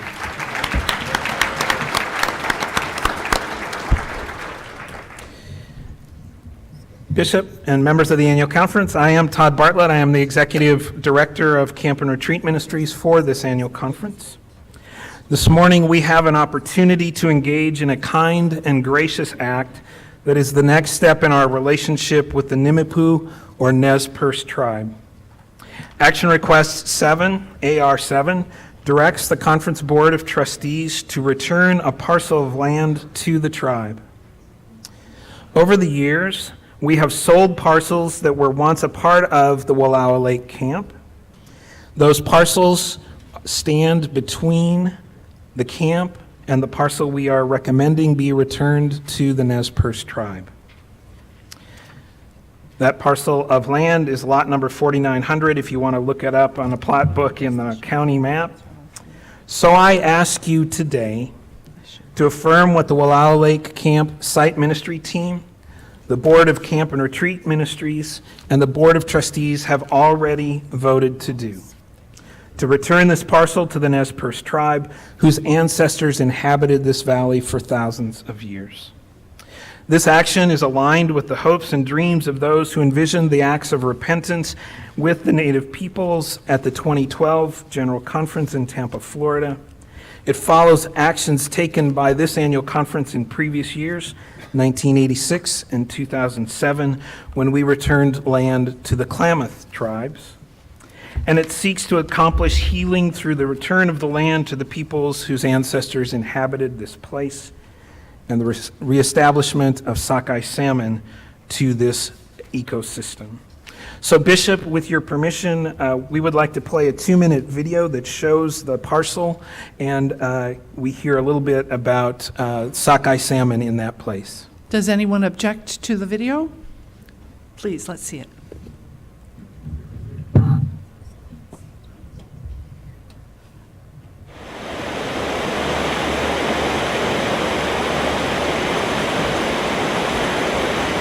This section of the river is spawning habitat for the adult sockeye. About a year ago, I was walking over looking at the kokanee, which are a landlocked sockeye that live in Wallowa Lake, and they spawn in here like crazy.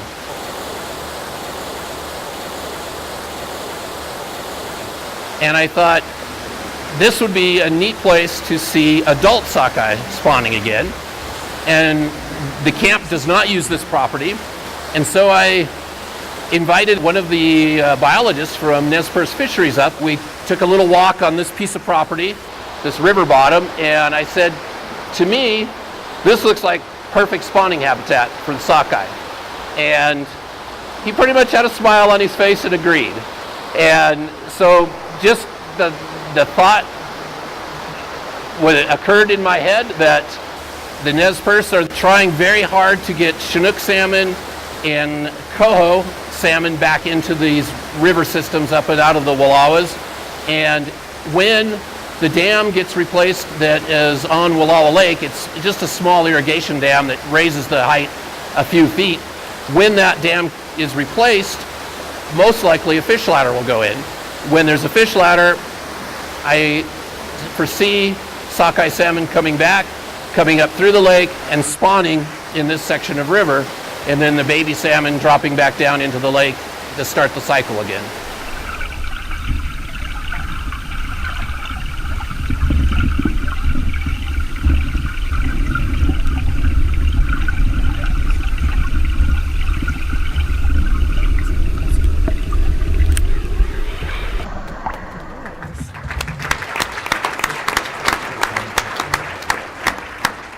Thank you, Bishop. Thank you. So AR7 is before you. We haven't. You're not finished. Oh, yes, we're turning to haven't Debbie moved it. Wallace. Thank you. There you go. Debbie's the shepherd for this piece of legislation. Thank you. Here it is, Dave. Bishop, with your permission, I move that we adopt action request AR7. All right, AR7 is before you. You've heard the presentation and seen the video. Is there discussion? I see a blue card at microphone 2. Scott Schmidt, Camas Valley. Where can we find this? I don't see it in my legislation packet. Thank you for that question. How was this? This was late breaking. Yeah, so this how was it a distributed? late piece of legislation. I'm not sure how it was distributed. Was that sent out in? Yeah, here's clear. Yeah. Greg's coming to microphone 5. Thank you, Bishop. Because the Greg Nelson, Director of Communications, because the legislative Assembly took action on this just yesterday. There's not or as a late item, there's not a distribution mechanism. We're sort of stuck in a print mentality. We should have emailed it last night. I'll apologize for that, because when they finished with them, we could have done that sometime early this morning or something. We can send out a link to it, and we will show the actual motion on the screen. We've shown it once, and we'll show that again, but not the supporting documentation, although most of the supporting documentation you've just had in speech and video format. That's true for all three items, just so I don't have to come back. Give me just a pause for a moment.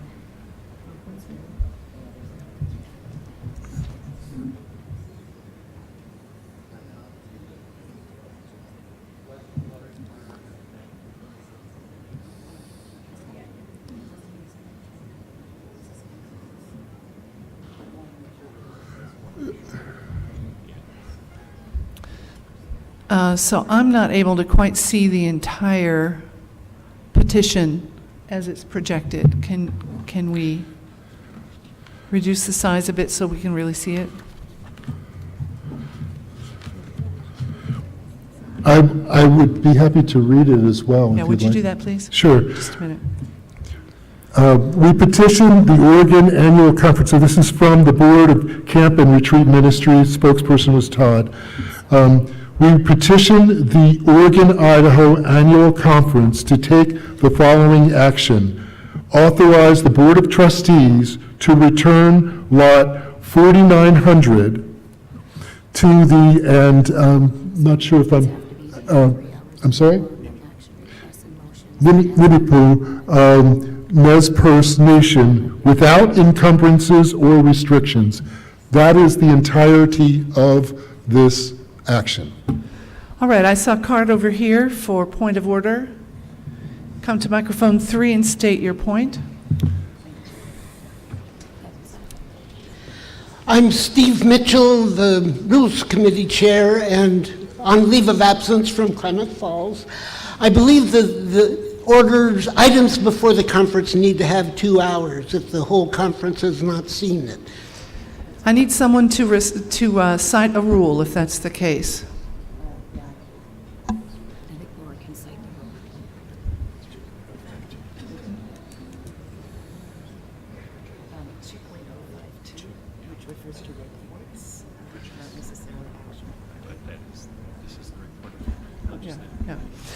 So there is a rule about this. I want to ask you, there's a little bit of a diplomatic concern here, and that is that we have guests and we have scheduled matters for tomorrow. So there was not an anticipation that we would fail to have this before us. I wonder if the option for getting through this is to suspend the rule to allow us to act on it now. I saw this sign for motion, and then I saw this one over here, and then there's a third one here. Microphone 5. Jim Fursby, retired. I move to suspend the rules for the adoption of this item. Motion is to suspend the rules. Is there a second? I believe this requires a 2/3 vote. Is that correct? If you would suspend the rules to allow us to act on this item now, would you lift your hand? Thank you. All opposed? Any abstentions? Seeing none, it is adopted. We've suspended the rules to consider this action item now. So AR7 is before us for action. Is there discussion? I hear a murmuring, but I don't see any cards. All right, if you would adopt AR7, please lift your hand.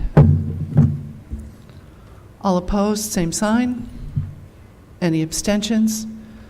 It is adopted, and so we'll proceed tomorrow. Thank you. And I just want to note that this is a diplomatic and sensitive matter, and your staff at the camp and in the conference have worked very carefully to ensure that the relationships are solid, that we've done things appropriately, and I'm grateful to all of them for the work that's gone on that way. Thank you very much, and thank you to the body.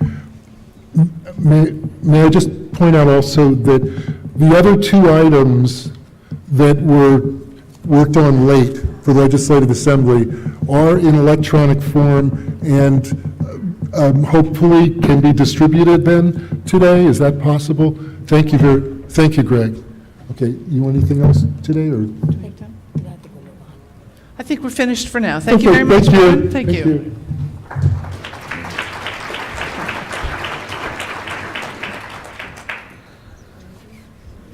So we're going to shift gears significantly now. I invite the Reverend Dr. Brian K. Brown to come forward.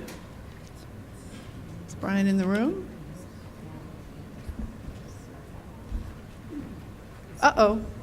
Oh, here he is. Brian, come on forward.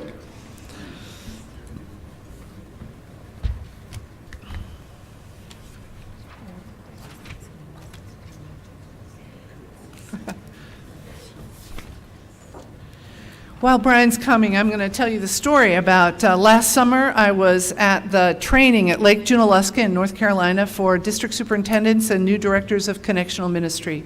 I serve as a representative of the Council of Bishops on the faculty. And in worship one morning, the worship leader invited us to turn to our neighbor and share, as we often do in worship contexts. I don't remember what we were invited to share, but I turned to the person next to me, and he was on fire about the anatomy of peace and said to me, if I could make sure that every clergy person early in their career read and was taught and practiced this book, our church would be a different place. I got that guy's name. I ordered the book on Amazon while I sat in worship. And Brian Brown is here. So let me tell you a word about him. Brian's an elder member of the Virginia Conference, graduate with a Master of Divinity from Howard University and Samuel DeWitt School of Theology, Doctor of Ministry from United Theological Seminary in Missional Growth. We need some of that. And is one of those people that just has an amazing toolbox of training competencies. Is that a fair way to say it? You're gracious. In particular, in his life has been committed to the transfiguring work of the Holy Spirit. He leads in racial reconciliation, is a trained and certified coach, had a teaching position with Ginghamsburg United Methodist Church in Ohio, has served as an interim pastor, has been a delegate to general and jurisdictional conferences, and we are blessed to have him here.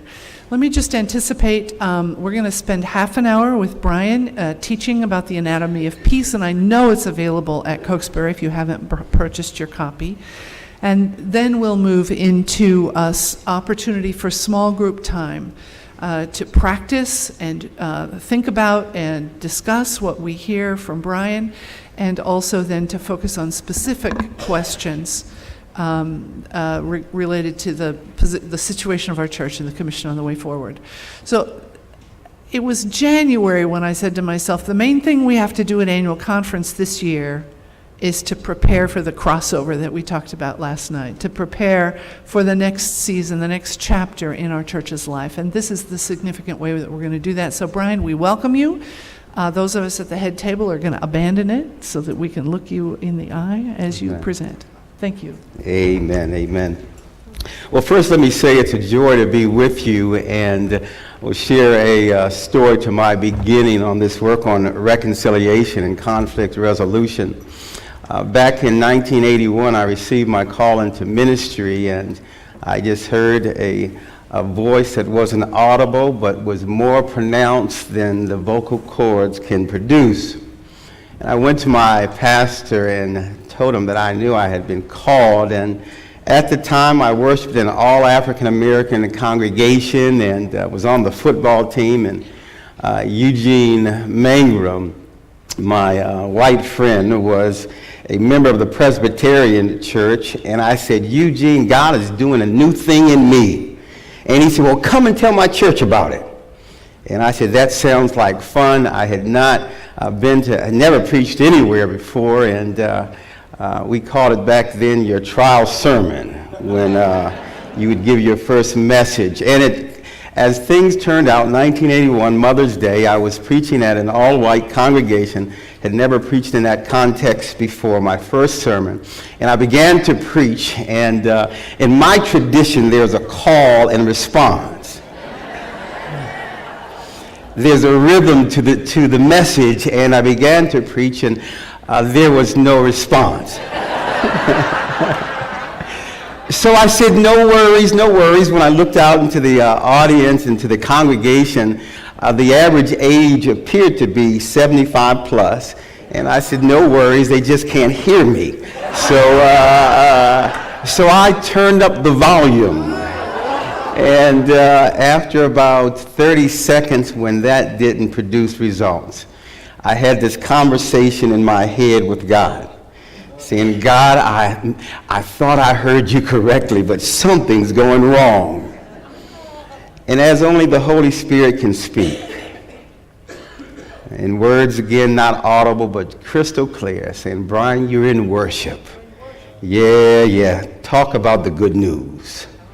And that was the beginning of my experience across culture, across different ways of communicating the good news of the gospel. Well, fast forward, I guess it was back in 2013, part of the West Ohio Annual Conference, and I want to give thanks to several folks that led up to this point. Bishop Gregory Palmer, who took a chance on this superintendent that was so excited about this new tool in ministry called the Anatomy of Peace. We had all kinds of behavioral tools that were very effective.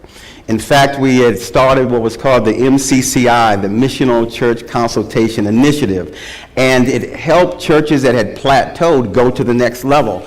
It was those churches that were able to have a baseline of resources that we were targeting.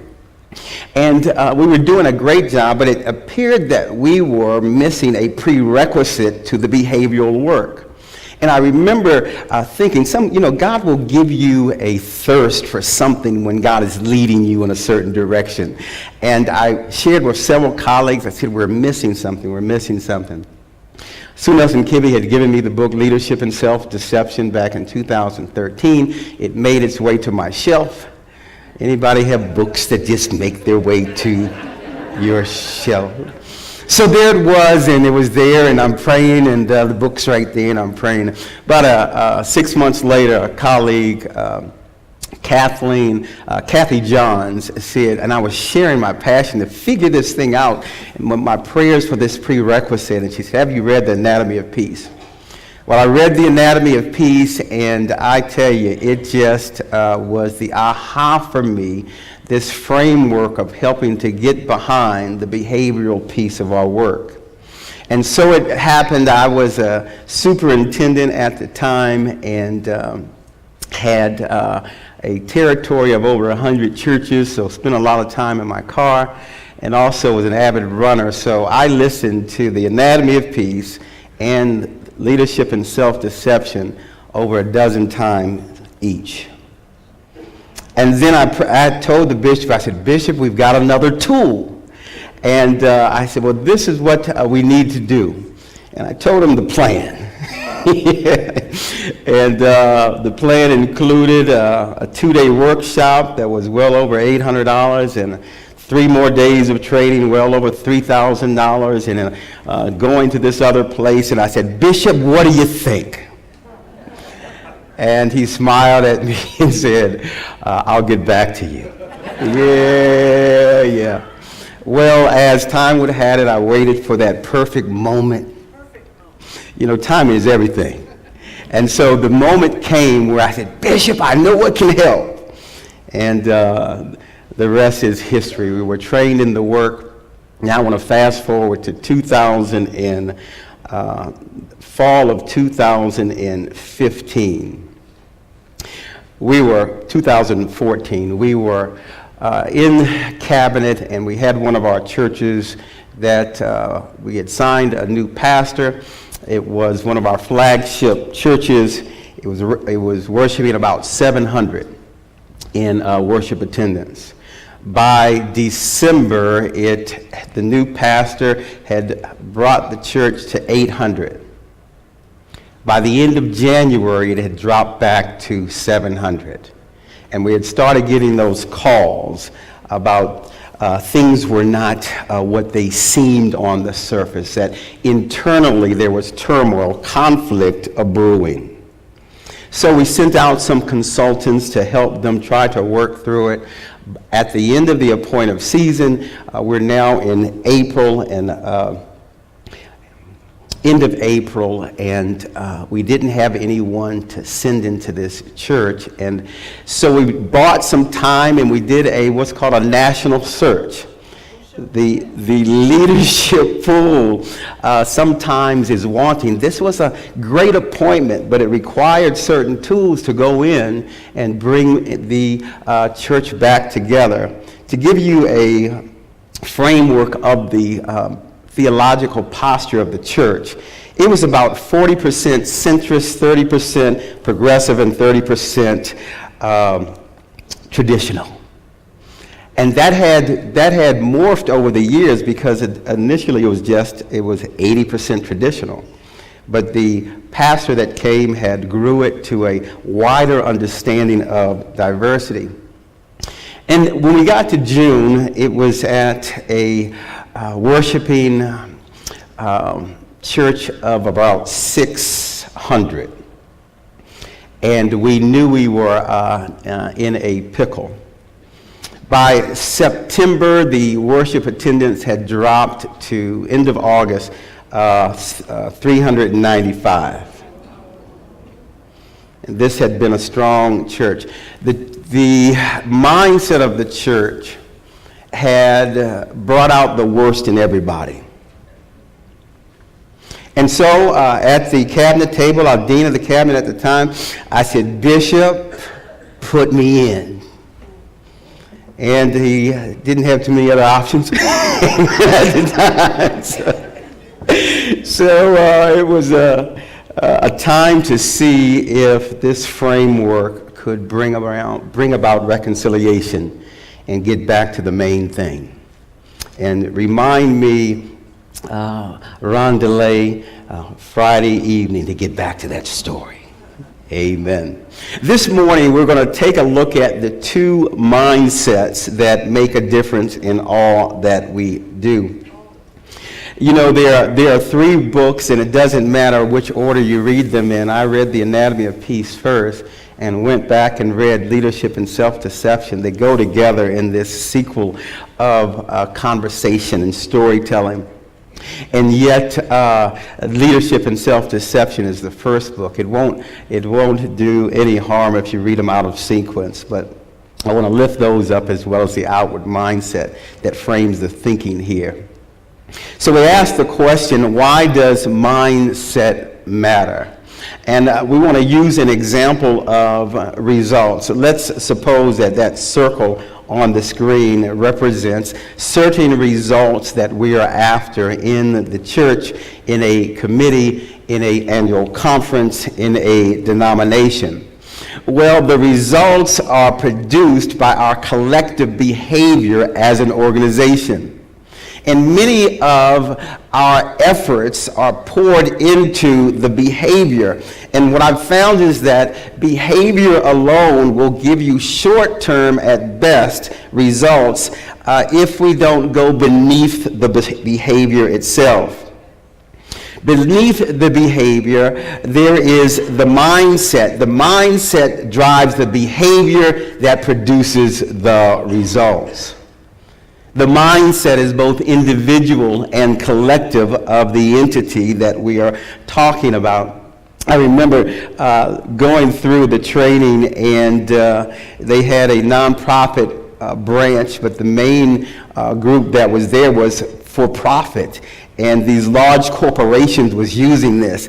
And I said, my God, the church has left the building in a different context. How did they get a hold of this? Because it fits so well with the gospel. And so it is, as we look at mindset, we ask the question, let's suppose that we want a different set of results. Whatever it is in the church, maybe we want greater worship attendance, maybe we want greater intentional faith development, maybe we want more in missions, maybe we want to be able to see all the different ministries rise together. Let's suppose that this blue circle represents that higher goal or a challenge we want to work through. We ask the question, how do we get there? Well, the common approach, again, is to describe the behavior necessary to achieve these large objectives. We come up with prescriptions and we come up with a process, on how to get there so it can be duplicated, even in a itinerant system. And then with the behavior, of course, there is the chance to pause. If we just focus on behavior alone, what have we not attended to? My. The mindset, of course, that drives the behavior. McKinsey is a consulting firm that says organizations that identify and address pervasive mindsets at the outset are 4 times likely to succeed in organizational change efforts than companies that overlook this process. And this is especially important in an itinerant process and in ministry that changes so rapidly, when we have different individuals that come to the team. To understand the mindset that drives behavior becomes the prerequisite for sustainable results. And so as we seek to look and obtain new results, we pay attention to the mindset that drives those behaviors. So this morning, we've got 3 sessions together. This morning, the total objective is to kind of outline the 2 mindsets. And you know, for those of us that like simple equations, I've got a background in chemistry, and so the smaller the equation, the more I can wrap my arms around it. And so in this particular model, there are just 2 mindsets that we're going to be identifying, and that is inward versus outward. If you've read the books, then you know there are several synonyms that go with both terms. Inward, another term for a inward mindset is a heart at war. You may remember the term being in the box. And then the outward mindset is a mindset where the heart is at peace outside of the box. And I want to overlay, if you don't mind, the gospel message that fits so nicely with this. I believe it's Galatians, the 6th chapter, verses 7 and 8. Paul is talking to the church there, and he says that be not deceived, God will not be mocked. We shall reap what we sow. Those who seek to please the flesh and sow in the flesh will reap destruction, and yet those who seek to please the Spirit and sow in the Spirit will reap eternal life. And so for me, it's a matter of looking at a heart being driven by the flesh, by the DNA, by the double helix that unwound and came back together, and we've got these set of behaviors that drive us, and yet it wasn't meant to drive us. We were called to transform the flesh, to transform matter, and not have it drive. But always it ready to drive. The average amount of thoughts that's predicted in a day that you and I will have is around 60,000. Of that, 80% is predicted to be negative. Walk with me if you will. And of those thoughts, it's so easy. It does something to the synapses that gives this instant gratification. And that's why negative news travels so fast. Yeah. And even in our context, the way the brain is designed, it doesn't ask our permission to conclude thoughts. Yeah. Of those 60,000 thoughts, how many do you think are just on autopilot without any thinking in your responses? Lord have mercy. And that's what the brain is designed to do, to take information and conclude without our permission. And yet, Jesus came, giving the gift of the Holy Spirit to us, showing us a new way of life, a higher way of being. So I want to introduce those two terms as well, an inward mindset being one of the flesh, an outward mindset being one where we're guided and led by the Spirit. Yeah. All right, let's take a moment and take a look at the two mindsets. First, we'll take a look at the inward mindset. In this particular model, and you'll see the square box, I'm kind of in the box. I'm at war with myself because I am not designed to be an island unto myself. I'm part of the main, and yet when I just am going through autopilots, getting my signals from the flesh, then others don't matter like I matter. This is not a thought process. We don't go through this whole thought process. It's just part of the human condition when we're not managing who's at the wheel. Amen and amen. And so in this particular model, my objectives and my behavior are all self-focused. It's all about me. Now, at the same time, the other individuals that I'm in ministry with, that God has partnered me with, that He's given me the opportunity to communicate with, while they have needs and objectives and challenges as well, they simply don't matter. And so instead of treating those that God has blessed me to be in ministry with as diverse and different as they might be, diverse and different because they have a whole other set of lens, a different lens that God has blessed them with, to bless me with, I am so absorbed I have eyes but I can't see. I've got ears but they can't hear. I've got a heart but it cannot discern. And so it is, I find myself self-absorbed, and there are three ways, instead of treating them, others as people, as individuals endowed with the Imago Dei. Instead of as people, I see others as objects. And I don't think about this. It's a part of just this autopilot existence. And so, for example, when I see them as objects, there's three just basic categories that we can categorize individuals when we perceive them as objects. One is as a vehicle. Yeah. You know, a vehicle to get to a place that I need to get to. They're not a person, but they are a vehicle. They are a means to an end. You know, when I first went through this training, I was just, I'm like, God, is there any hope for me? I've been in the box all my life.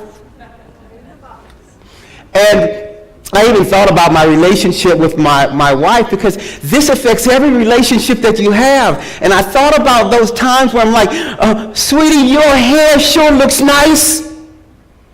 And she would say, Brian, what do you want? Yeah. How was your day today? Brian, what do you want? And unfortunately, more times than not, she was right. I was asking the question so that she could do the things that I needed her to do so that my objectives could be met. My. She was simply a vehicle to get to where I needed to go. Then there are obstacles. Sometimes we treat others as obstacles. I remember an SPRC chair in one of the churches that I served. Oh boy, we were like oil and water. And it was peculiar because normally I got along so well with my SPRC chairs. But now I'm in a different context, and I remember wondering why she wouldn't just move out of the way. And you can have prayers inside of the box. Come on, walk with me. Lord, if we can just get her to change, then we can move on. My. Obstacles. The very person that God sent to bless me. I had ears but couldn't hear it. I had eyes and I couldn't see it. Then there's the third category of treating others as objects, and that is irrelevancy. Remember on the cabinet there was one superintendent that I just wondered, first of all, how that person got on the cabinet. My. Yeah. And I wish she would stop canoeing the mountains. Yeah. Her thought process was antiquated. And when she would speak, Bishop, I found myself answering my email. Because what she was saying was irrelevant. So I thought to what God was calling us to do. I've got to pause on that one just a minute, because later I found out she had this tremendous gift of building relationships. And it was through her that she magnified the expression, people don't care how much you know until they know how much you care. And she had that capacity to build consensus just by her taking the time. And yet I saw her as irrelevant. Well, let's juxtapose this against the outward mindset, a mindset where we are seeking a more excellent way, where our heart is at peace, where we're outside of the box, where we're seeking to be guided by more than what's between the 6 to 8 inches between our ears, but to be guided by the Spirit. In this particular mindset, others matter like I matter, and I see them and we see them as people. We understand that God has put us, God has about 8 billion children, and He loves all of them. And if I'm ever to get a better glimpse of God, I've got to get a glimpse of you. The outward mindset allows me to see other people as people. And so you'll see the different in the direction in the model of the arrows. They have objectives and they have challenges just as I do, and I see them. I understand that there is connectivity to the whole, that their objectives somehow in God's scheme of things, that it's all tied together, that we're part of a body, and functioning together is what God has called us to do, and to work out how we can do that. And I see that person for who they are, and although I focus on their objectives, their challenges, where God is trying to take them, it doesn't mean that I don't still have my objectives. I do, but now they both matter. And it's in the context of the whole that I understand ministry, that I understand my purpose, that I understand God's call. In this particular, these particular models, we look at the results. In the first model, of course, I focus on my results. That's all my objective is. And again, this is not something that the brain spends extensive time doing, it just does it. Yeah, it's in the matter of seconds we can find ourselves self-absorbed. On the other hand, when I'm focused on our results, I understand that God has tied us together, that I'm not here by chance. This conversation that I may have called irrelevant, it's only irrelevant if I forget that God has allowed it to take place. And when I forget that to listen to what God is saying through the voice of someone else. And so in this model, I see the connectivity. I understand that I can't do ministry without you. I understand that God has tied us together to be a blessing to one another and to create synergy where the whole is greater than the sum of the parts. Yeah, I love God's math. You see, my math says 2 plus 2 is 4. God says 2 plus 2 is 8. And 10 plus 10 is 1,000. When we learn how to utilize the gifts, when God just opens up new possibilities, when we work together. So if I'm inward, how do you suppose I will behave towards someone who I see as an obstacle? How would I be if someone is an obstacle, someone who is in my way? How would I treat that person? Somebody give me a response. Run over. Oh, hey, obstacle? Yeah. Look, if it's just a little bump in the road, I can go right over them. Yeah. What else might I do? Suspicious, avoid them. Yeah. Treat them with disdain. Oh my. Yeah. Has anybody ever treated you with disdain? You're smiling and they're smiling, then they see you. And their countenance drops. Yeah. Or better yet, have you ever done that? My. That's someone that's in my way.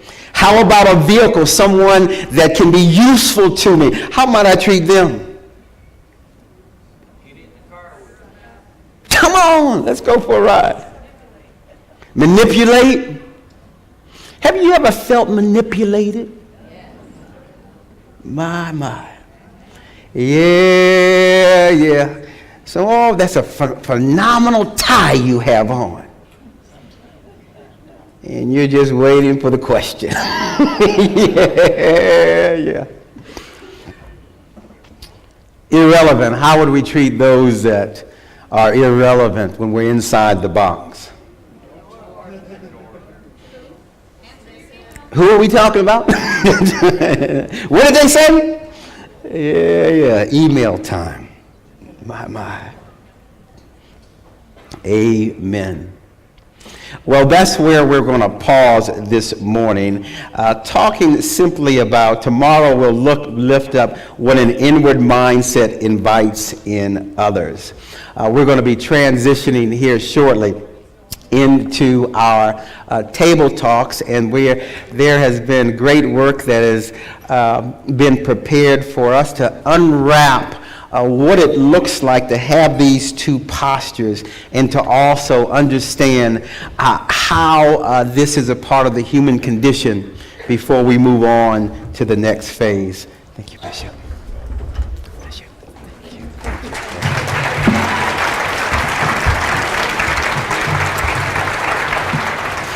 So one of our little cross-cultural challenges in the next 2 sessions is to learn to make noise. Yeah? Can I get a my? Bishop Greg Palmer, that Brian referred to, he is famous for shouting from the back of the room. Bring it right on down. So I know that Brian comes expecting a little bit more give and take, and it's good for us to identify what our responses are and to give voice to them. Even if we're awkward and kind of awkward about it. All right, so I am pleased to introduce Jenny Willison and Debbie Coots, who are members of Cathedral of the Rockies and have consented to guide our small group process, and they're going to help us know how to get into those small groups and what our assignment is. Welcome. Okay, so Debbie and I were invited to develop a little bit of a process for the next 3 sessions where Brian will be coming and sharing with us on the anatomy of peace. So it's just an awesome opportunity for us to engage in what we've just heard and maybe bring it down to some of our own experiences to really dive in a little more deeply about what we're learning. So, okay, you have on your name tags a little number. It's on the corner. And that is your group number. That's your group number for 3 sessions where we're going to be having the table talks. So you've also been given a couple of resources to find out where in the world your group is meeting, because we have 37 different groups. There's a grid that's on your table. I think it was also put in your handbook, and it's 3 columns. Just focus on the first column today. It says Thursday location. That's where your group will be meeting today for the next hour. We have 37 people in this room who have agreed to be small group leaders. Let's give them a round of applause. We've all led groups before, but these individuals have agreed to help guide us through the question that Brian and Donna Pritchard posed. They've also been given sort of a loose protocol. We're going to talk about a few kind of rules for engagement, time of prayer, and then the question. Now, group leaders, the question was emailed to you this morning, so it's in your inbox. If you aren't able to pull that up off your phone, some of the guides out in the hall have little slips of paper, and you can take one of those to your location. So the slips of paper aren't for everybody, they're just for the the facilitators. Okay, so let me see if there's any more before we transition to the movement. Greg, I think it has a slide. Yeah? Okay. So this is just to kind of prime the pump. This isn't the entire question. Your group leader will have the entire question, but this is maybe just something to think on as you start traveling to your location. When you're thinking of a time when you were in a situation where your heart was at war, and some of those strategies and things that Brian just shared with us. So that's just sort of to prime the pump, but again, your facilitator will have all that information for you. Okay, the locations. We have some awesome guides that are stationed out there. Oh, they're holding a sign, ask me. So if you aren't able to see where you are on the map, or just everything goes awry, just ask them. They know where all the rooms are in the building. If your location says terrace, you get to go outside. A little bit like vacation. There are some umbrellas out there and things, but you will notice there are 2 groupings out on the terrace. One is the sandstone terrace. That's the first grouping you come to. And by the way, you just go through that marketplace area there. Those are the doors that lead you outside.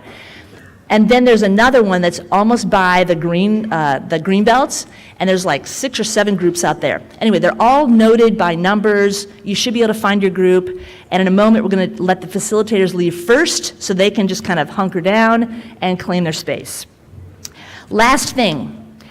We are imagining that there are going to be just some wonderful comments and questions, wonderings, some things that come out of this small group session. So we want you to post those on Twitter after your session at #UMOI. Your group leader will have that hashtag. If you're not a tweeter, then we have these little pieces of paper that you can write your comment on. And we will have a basket. There's a table right out here where the photographer was. Just drop them off the basket, and we will figure out how to post those for you. What we'd like to do is have kind of this rolling screen of comments and questions so we can just kind of be engaged with all of us within the small groups. So I believe that's it, and Debbie is going to manage the whole dismissal project. Here you go. Okay. I'd like to say thank you to Brian for explaining pastor math to us this morning. 2 plus 2 is like 50 or something, right?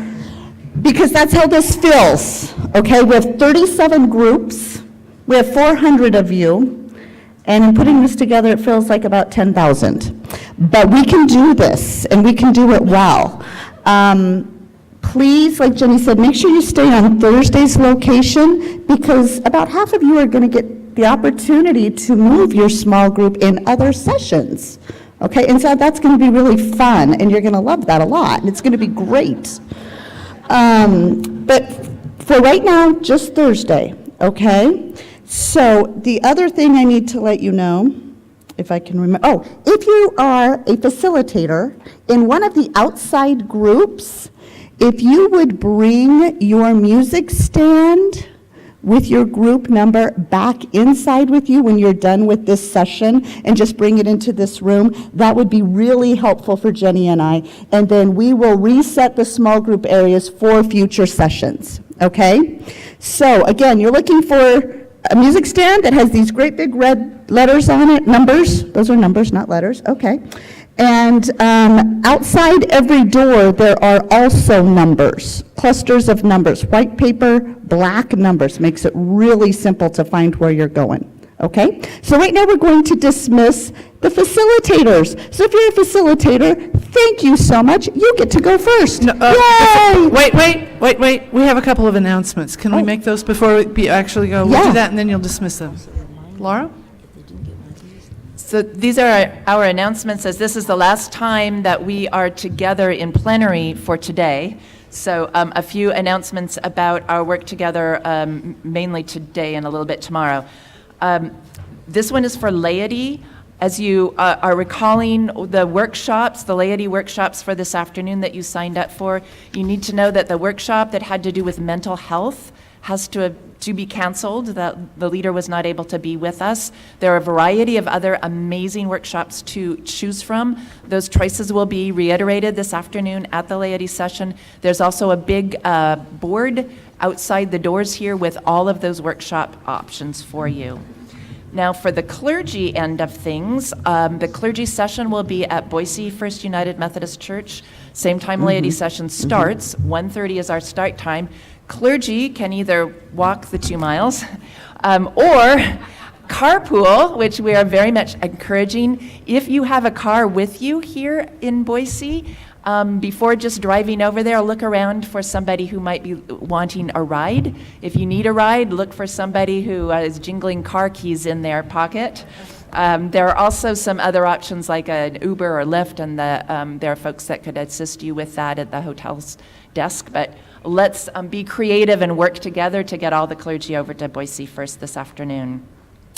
A couple of meeting announcements. If you are a participant in the Sacred Act Litany for Friday, and you'll know who you are if that is you, then please gather for a rehearsal here in this space, in this room at 12 noon today. So that's following our small group discussions. And so that you can all find each other. You notice the piano keyboard that's just to the left of the podium here, the head table. That will be your gathering spot, and look for Todd Bartlett. Then if you're a member of the General Conference or Jurisdictional Conference delegation, again, you'll know who you are if that's you. You will have a meeting tonight after worship. It will be here at the hotel in the Garnet Room. The Garnet Room for the General Conference delegation. And then finally, really for everybody here, you were told about how to find your group number in the corner of your name tag. If your name tag maybe got trimmed a bit to fit in your holder better and your number fell off, or you can't read it, see me. I will tarry here for a bit, so I will be very obvious. Come to me and I can help find your number for you. That's it. Okay, thank you. Back to Debbie. Okay, so if you are a facilitator, that should be 37 of you, then you are excused. And thank you again very much for helping us with this endeavor. Okay, let's give them a round of applause. Yeah.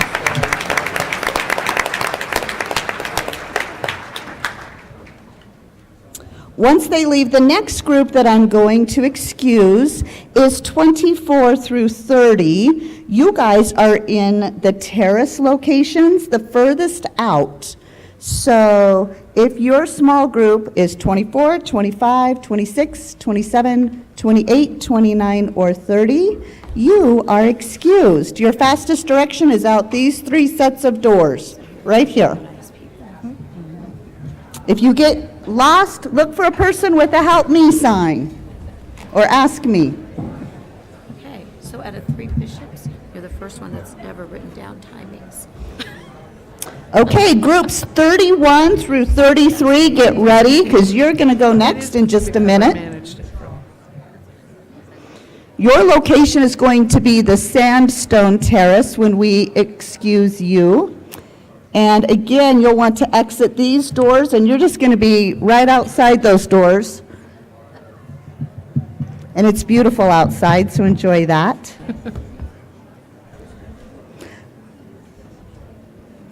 Okay, 31 through 33, you're off and running. Have a wonderful morning.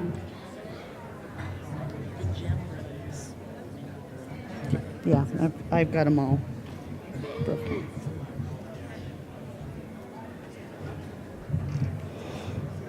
Okay, our next groups are going to be 34 through 37. Those are the Del Mar and Liberty rooms. You're going to want to exit this direction and go up the stairs and then back down, okay? That would be 34 through 37. So 34, 35, 36, 37. If that's your small group, you may be excused.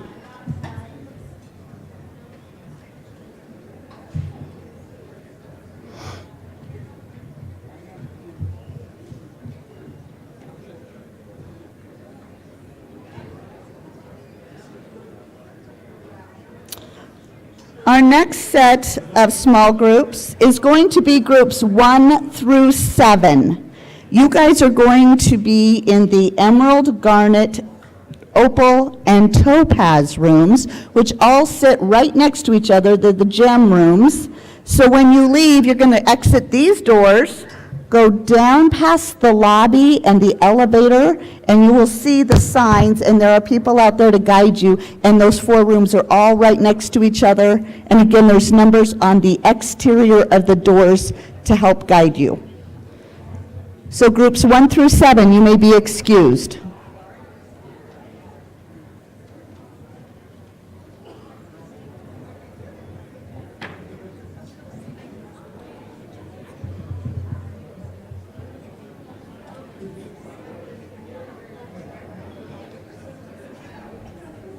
And once we get groups 1 through 7 headed that direction, the next group I will release are groups 9, 10, and 11.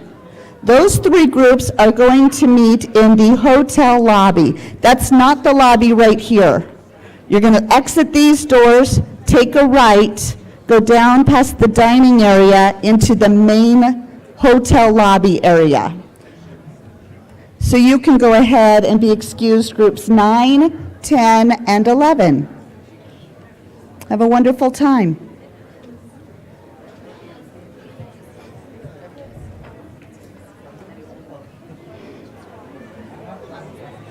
Okay.